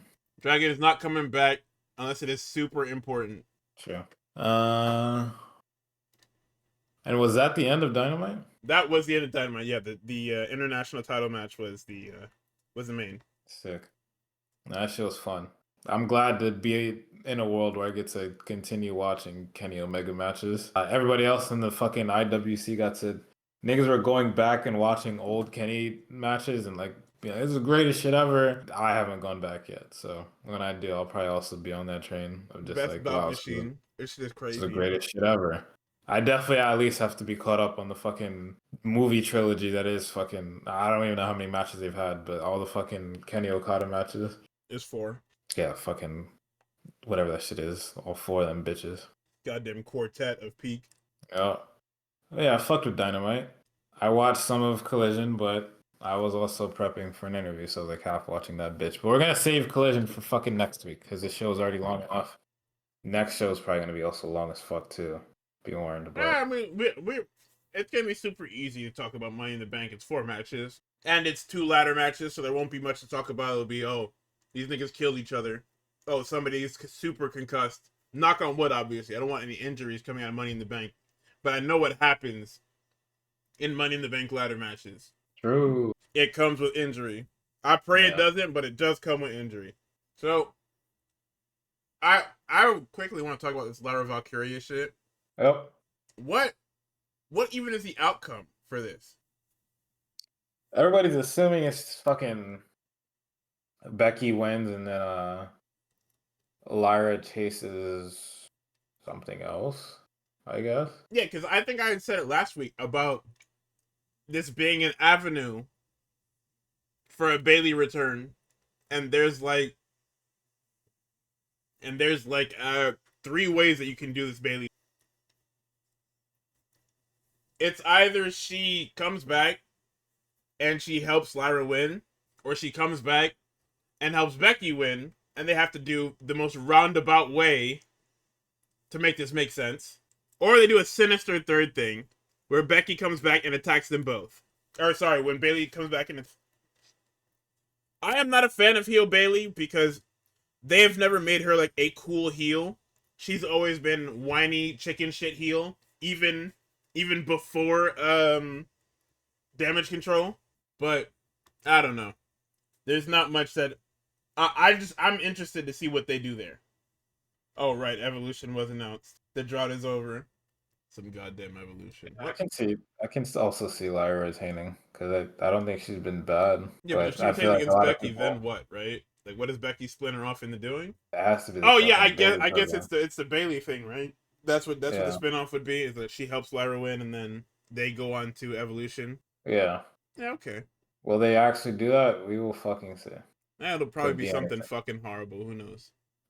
Does it feel like we're on the road to evolution now, nigga? Or, No. What oh, probably. what does the road to Evolution feel like? What is it supposed to feel like? I don't know. We're about to find out once these contracts are out there. Night of Champions at the end of the month. We have too many fucking pay-per-views. Yeah, because we're trying to be. Forget it. We're trying to be. It's a whole bunch of bullshit, man. That's basically what that is. Entirely too many pay-per-views, but the WWE is on fire. I hate them. I don't know what to say. I fucking hate them, This, man. this bubble is gonna pop very soon. This bubble is going to pop at SummerSlam. When John Cena loses to Cody Rhodes, it's over. Look at what's over. The Look pe- what's making the product end. the people are gonna turn on Cody Rhodes, and I'm just gonna be like, you people deserve nothing. If they turn on Cody, it's. You Oh my, people deserve nothing. I might cry. What John Cena said, you deserve nothing. Like I actually might cry. Why are we turning on Cody for doing the right thing? Do they think he's boring and manufactured? If I speak, I'm in big trouble. Yeah, that's what it is. Big trouble. And I don't They know what think to they do. think Cody in 4 years has been boring, but or I guess 3 years since 2022, right? Was when he came back. They think Cody. Oh my God! Is Saturday Night's main event in Atlanta? Oh well. This is where they debut the fucking Metro Boomin intro songs, by the way. Oh, it's head to head with y'all in. Oh yeah. Okay. Well. Okay. Let's not talk about Great American Bash, but yeah. Okay. Like Great If we're in Rhodes country, then yeah. Okay. I can see that happening. What the fuck would be on that card then? Ew. That's obviously the main event, but what would they're gonna blow the month's pyro budget on that match? By the way, Coda's getting a super duper heroes welcome entrance. Yeah. They might play a video package for him and him only when they start the show. That's what I would do. I'm gonna tell y'all straight up, this nigga is winning. Y'all better come here and see this nigga win his damn belt back. If I speak, they're gonna ask when I started watching wrestling. Don't matter. All that shit before, don't matter. It actually doesn't matter. As far as I've been watching this product, that shit don't matter. Right? And even if they asked me when I started watching wrestling, nigga, I fucking grew up on this shit. Nigga, I was watching all them fucking dog shit. Bro, as long as my grandmother was in American Soul, I had to sit there on fucking Friday nights and translate all these dog shit ass promos that she was fucking watching. Alright? I'm watching that real I jump too. was in those fucking trenches, man. Niggas try to pull my card. I'll kill you. I did what That's on God. I did what the rest of you niggas couldn't, and I walked away from the game when the game got dog shit. Niggas sitting here fucking paying thousands of dollars to chant "We want truth." Look at who the fuck you're chanting for. All right, You don't even like that nigga. Hey, we're gonna get out of here before you dig this hole even deeper for us. Want to thank y'all for watching. Oh my God. Okay, wow. Yeah, please let's get out of here. We want to thank y'all for watching Real Graps issue 19. This is probably gonna be the most fucked up episode ever due to technical issues. I'll see what I can salvage, and we'll put it out. Remember, we are on all audio platforms. Well, enough audio platforms now. I got us onto Spotify, obviously Apple. I think we're on iHeartRadio. All that good shit. There's not many podcasting apps to use. So if you have any of the important ones, we're on there. So we will see y'all next week. And y'all have a good night or a day or afternoon. And Godspeed.